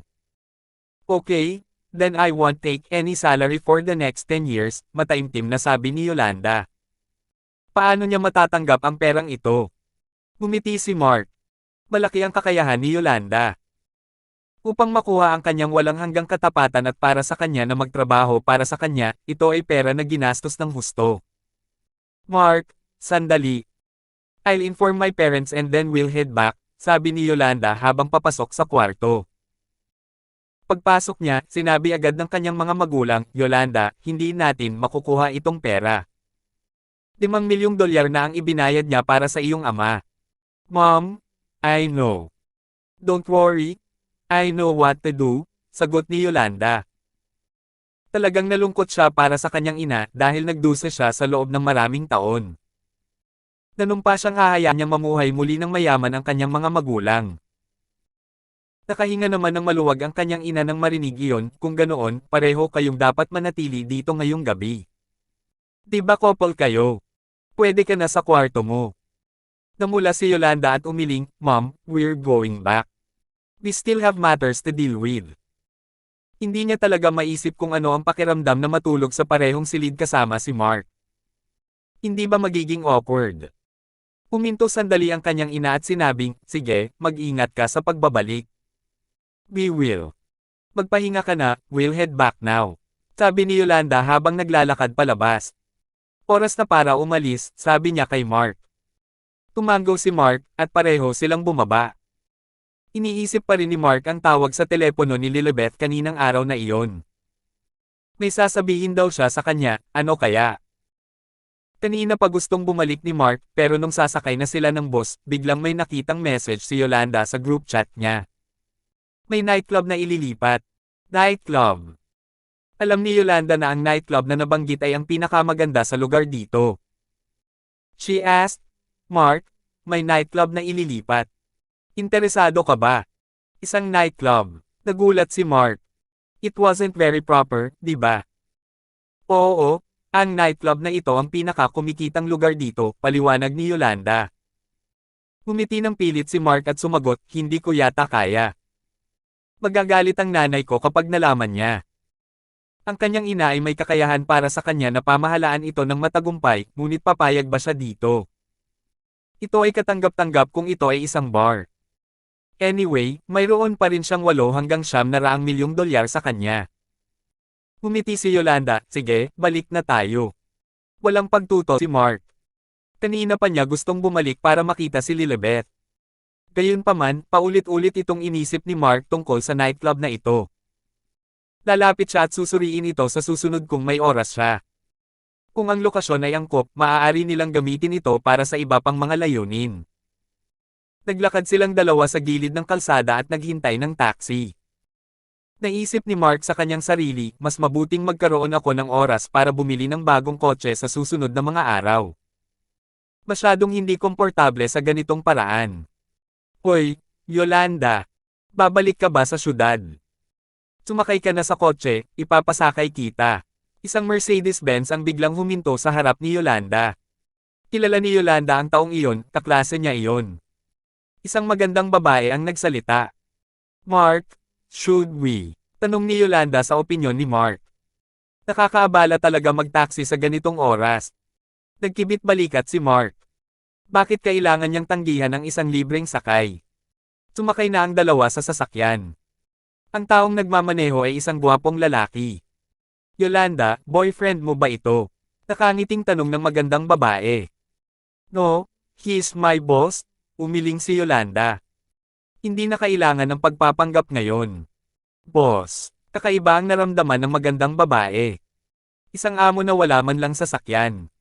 Anong klaseng boss yan? Hindi niya ito inilantad. Hindi niya inaasahan na magiging ganoon ka-vain si Yolanda. Napasulyap kay Mark ang gwapong nagmamaneho at walang sabi-sabing nagpatuloy sa pagmaneho. Saan kayo pupunta? Tanong ng magandang babae. City Square. Kamakailan ay lumipat si Yolanda sa dorm ng paaralan pagkatapos niyang magtapos. Kaya, kung minsan ay natutulog siya sa opisina, at minsan ay umuuwi. No problem, tumango ang magandang babae at sinabing, mahal, ipadala mo sila sa City Square. Biglang naisip ni Yolanda ang pelikulang pinag-investin ni Mark. Bulong niya, nga pala, parang natapos na ang pelikula sa plaza kahapon. May mga upcoming scenes pa ba sa plaza para sa ibang pelikula? Naisip ni Mark na mas mabuting ideya ang pagkonsulte kay Auntie Logan tungkol dito. Gayunpaman, hindi interesado si Mark sa pamumuhunan sa mga pelikula sa ngayon. Well, kung may mga film crew na dumarating para sa mga eksena ng tuloy-tuloy, maaari itong magdala ng mas maraming tao sa plaza, sabi ni Yolanda. Kamakailan lang, dumami talaga ang mga bisita, at dahan-dahang tumataas ang negosyo sa plaza. Susunod, kung interesado ang isang malaking supermarket at lumipat sa plaza, mas marami pang bisita. Tumango si Mark. Nang marinig ito ng gwapong driver ay tumawa ng pangungutya. Lumingon ang magandang babae at ngumiti. Muli niyang nilingon si Mark, at baka sa maganda niyang mga mata ang pang-aalipusta. Yolanda, plaza ang sinasabi mo. Ang amo mo ba ang may-ari ng City Square? Napahiya si Yolanda. Kanina lang siya nagsasalita sa napakalambot na boses, pero narinig pa rin siya. Tumango siya, oo, boss ko ito, at boss din ng City Square, si Mark Orleans. Kabanata 260. Ngumiti ang kaklase ni Yolanda, pero may panunuya. Talaga. Napakayaman ng amo mo. Siya ang may-ari ng plaza. Ngumisi ang boyfriend niya. Iyon ba ay dapat na isang biro? Bagamat madalang siyang pumunta sa plaza, alam niya kung gaano ito tinatayang. Paano magiging ordinaryo ang isang multi-millionaire tulad ni Mark na wala man lang sasakyan? Naintindihan ni Yolanda ang ibig nilang sabihin, hindi sila naniwala sa kanya. Hindi niya maiwasang mapatingin kay Mark sa tabi niya. He had such confident eyes, how could he own it kung hindi naman siya mayaman? Hindi naniwala ang sarili niyang kaklase, pero hindi napigilan ni Yolanda, Julie, siya talaga ang may-ari ng plaza. Umiling si Julie Laird at bumulong sa kanyang puso, haha, stop joking at this hour. Husga ni Julie sa loob-loob, Yolanda, kailangan mo bang magsinungaling? Mabait kami para itaboy ka pabalik, pero sinusubukan mong magpakitang gilas sa kotse ng asawa ko. Kalokohan. Siyempre, I know about sa isang kilalang plaza. Ngunit, paano ito magiging kay Mark? Imposible iyon. Mas lalo pang nawala ng magawa si Yolanda at medyo na guilty. Hindi niya dapat napag-usapan ito sa kotse kanina. Ngayon, naging dahilan ito ng pagmamaliit kay Mark ng kanyang mga kaklase. Walang pakialam si Mark. Anyway, wala siyang kinalaman sa 2 taong ito. Sa makatuwid, hindi na kailangan para sa kanya na gumawa ng anumang paglilinaw. Kung kailangan niyang linawin ang lahat sa lahat ng tumitingin sa kanya, hindi ba siya pagod na pagod hanggang sa bingit ng kamatayan? Puno ng panunuya ang mukha ni Julie, dumating na kami, makakalabas ka na. Yolanda, we'll keep in contact in the future. Okay, salamat sa pagpapabalik sa amin, sabi ni Yolanda. Salamat, sabi din ni Mark. Kung tutuusin, nag-free ride naman siya. Tungkulin niyang magpasalamat. Pagkababa nila ng sasakyan, bumulong si Julie, "Honey," sabi niya sa may-ari ng plaza. Kung pumarode tayo sa parking lot, libre ba ito para sa atin? Walang malapit na paradahan, at gusto nilang lumabas para kumain at maglakad-lakad. Siya ang boss. Nagbibiro sila, tapos ngayon nagbibiro ka rin. Naiinis na umiling ang kanyang nobyo. Hindi na kailangang sabihin, hindi siya naniwala. Tanungin na lang natin sila. Dahil gusto nilang magpakitang gilas, well hayaan silang panatilihin ang kanilang pagkukunwari. Kung hindi, mahirap humanap ng parking space. Sabi ni Julie, kung siya pala ang may-ari ng plaza, ilang salita lang. Okay, sige na. Tumango ang boyfriend niya. Ibinaba ni Julie ang bintana, by the way, Yolanda, hindi mo ba sinabi na may-ari ng plaza?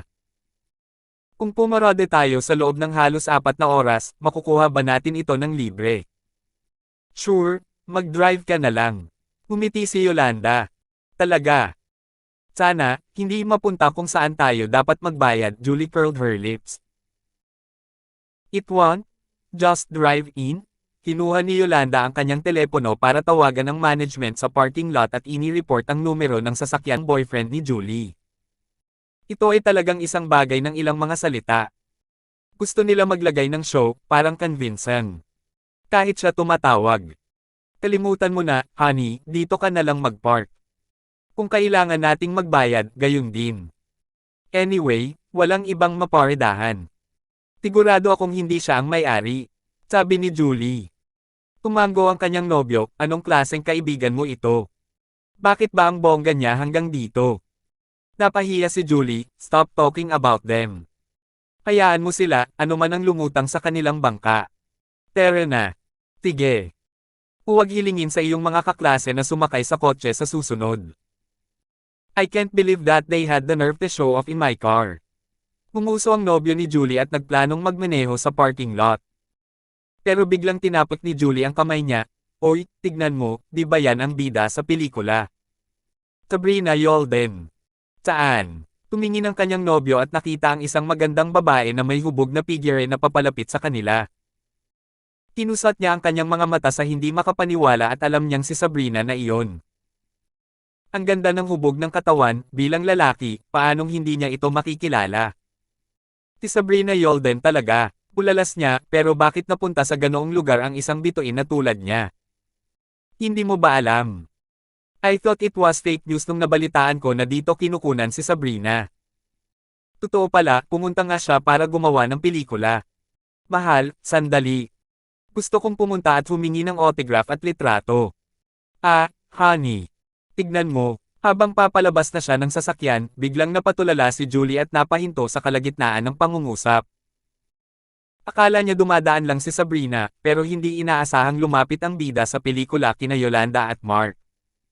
Ano ba siya? Ginagawa? Bakit hinanap ni Sabrina ang dalawang ito? Bakit? Yung lalaking kakasakay lang talaga ng sasakyan nila ang may-ari nitong square. Nagulat din ang boyfriend niya. Biglang lumapit si Sabrina at agad na naisip na alam niyang may-ari ng plaza. Walang pagpipilian si Mark kundi magtanong, sino ang nagsabi sa iyo niyan? Ayan, sabi ng isang taga-kafe doon. Tinuro ni Sabrina ang kafe ni Sarah. Napatingin si Mark. Hindi niya inaasahan na ganoon kabuko ang bibig ni Sarah. Naisip niya, bueno, mukhang kailangan kong gamitin ang aking pagkakakilanlan ng baller para i-lecture ka sa WeChat. Well, ano ang maaari kong gawin para sa iyo? Naitanong lang ni Mark. Naalala niya na dapat ay umalis na ang movie crew noong nakaraang araw at dapat ay handa nang magpatuloy sa shooting. Bakit mo nasabi kay Wilbert ang plaza? Nagalit si Sabrina sa bagay na ito. Nagustuhan ka ni Wilbert, kaya ako. So, binigay mo sa kanya ang plaza mo para maging convenient para sa kanya na habulin ako. Galit ang ekspresyon ni Sabrina. Tumango si Mark. Tama iyon. Napaka-generous mo. Humuso si Sabrina. Inilipat ni Yolanda ang kanyang tingin kay Sabrina at naisip bakit may pahiwatig ng asim ang tanong na ito. Umubo si Mark at naisip, kaibigan ko si Wilbert. Anong masama kung tulungan mo siya? Sabrina, ikaw talaga. Superfan mo ako, pwede mo ba akong pirmahan ng autograph? At saka, okay lang bang magpakuha ng litrato ng magkasama? Lumapit si Julie na may pag-asa sa mukha. Tumanggo si Sabrina at pumirma sa niya. Pagkatapos ay kinuha ni Julie ang kanyang mobile phone para kumuha ng litrato, ngunit umiling si Sabrina, hindi, palitan mo ang background. Ayokong kumuha ng litrato sa plaza niya. Nagulat si Julie. So, totoo yon. Hindi ngayon lang nagpapanggap si Yolanda, at ang plaza na ito ay kay Mark talaga. Natarante si Julie. Tapos, nagningning ang mga mata niya nang makita si Mark.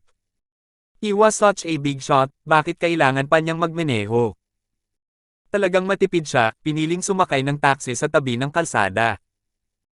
Nang matapos si Julie at Sabrina sa pagkuha ng litrato ay tumalikod na si Sabrina at aalis na sana. Sabi niya, siya nga pala, malapit nang mapunta ang pelikula sa iyong paaralan para sa isang shoot. Hindi rin sa iyong paaralan, di ba? Nahiya si Mark at umiling. Paaralan. Oh, hindi masamang ideya na bumili ng pribadong paaralan. Ang pagre-recruit ay kikita ng 10 hanggang 20,000 at ang mga bayaran ay 20 hanggang 30,000 bawat taon. Sa isang taon, iyon ay mga 4 hanggang 500 milyong dolyar. Parang plano, naisip ni Mark sa kanyang puso. Biglang naalala ni Mark si Sabrina sa planong ito. Sa katunayan, maaari siyang magtanong tungkol sa bagay na ito. Mabuti yan. Parehong sa iyo ang plaza at ang puhunan ng pelikula. Naisip ko na baka pag-aari mo rin ang school. Umalis si Sabrina habang nagsasalita. Nagulat si Julie sa narinig. Ano? Si Mark ang investor ng pelikulang kinukunan ngayon ni Sabrina. Diyos ko.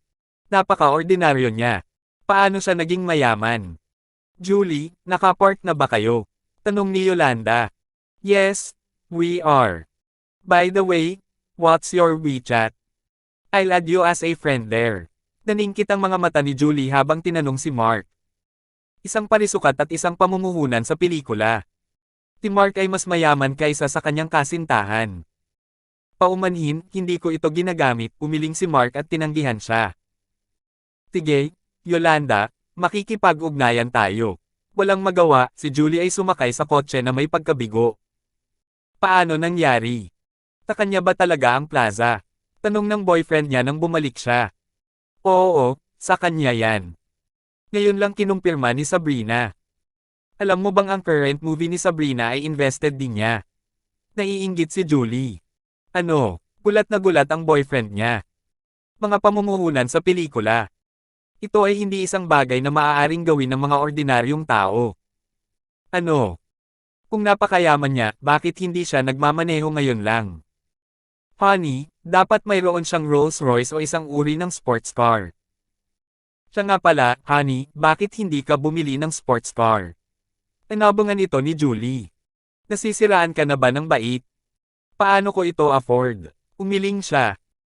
Ang kotseng ito ay pagmamayari ng kanyang ama, at paminsan-minsan lang niya itong naipapalabas para magpakitang gilas. Sige, huwag mo nang bilhin.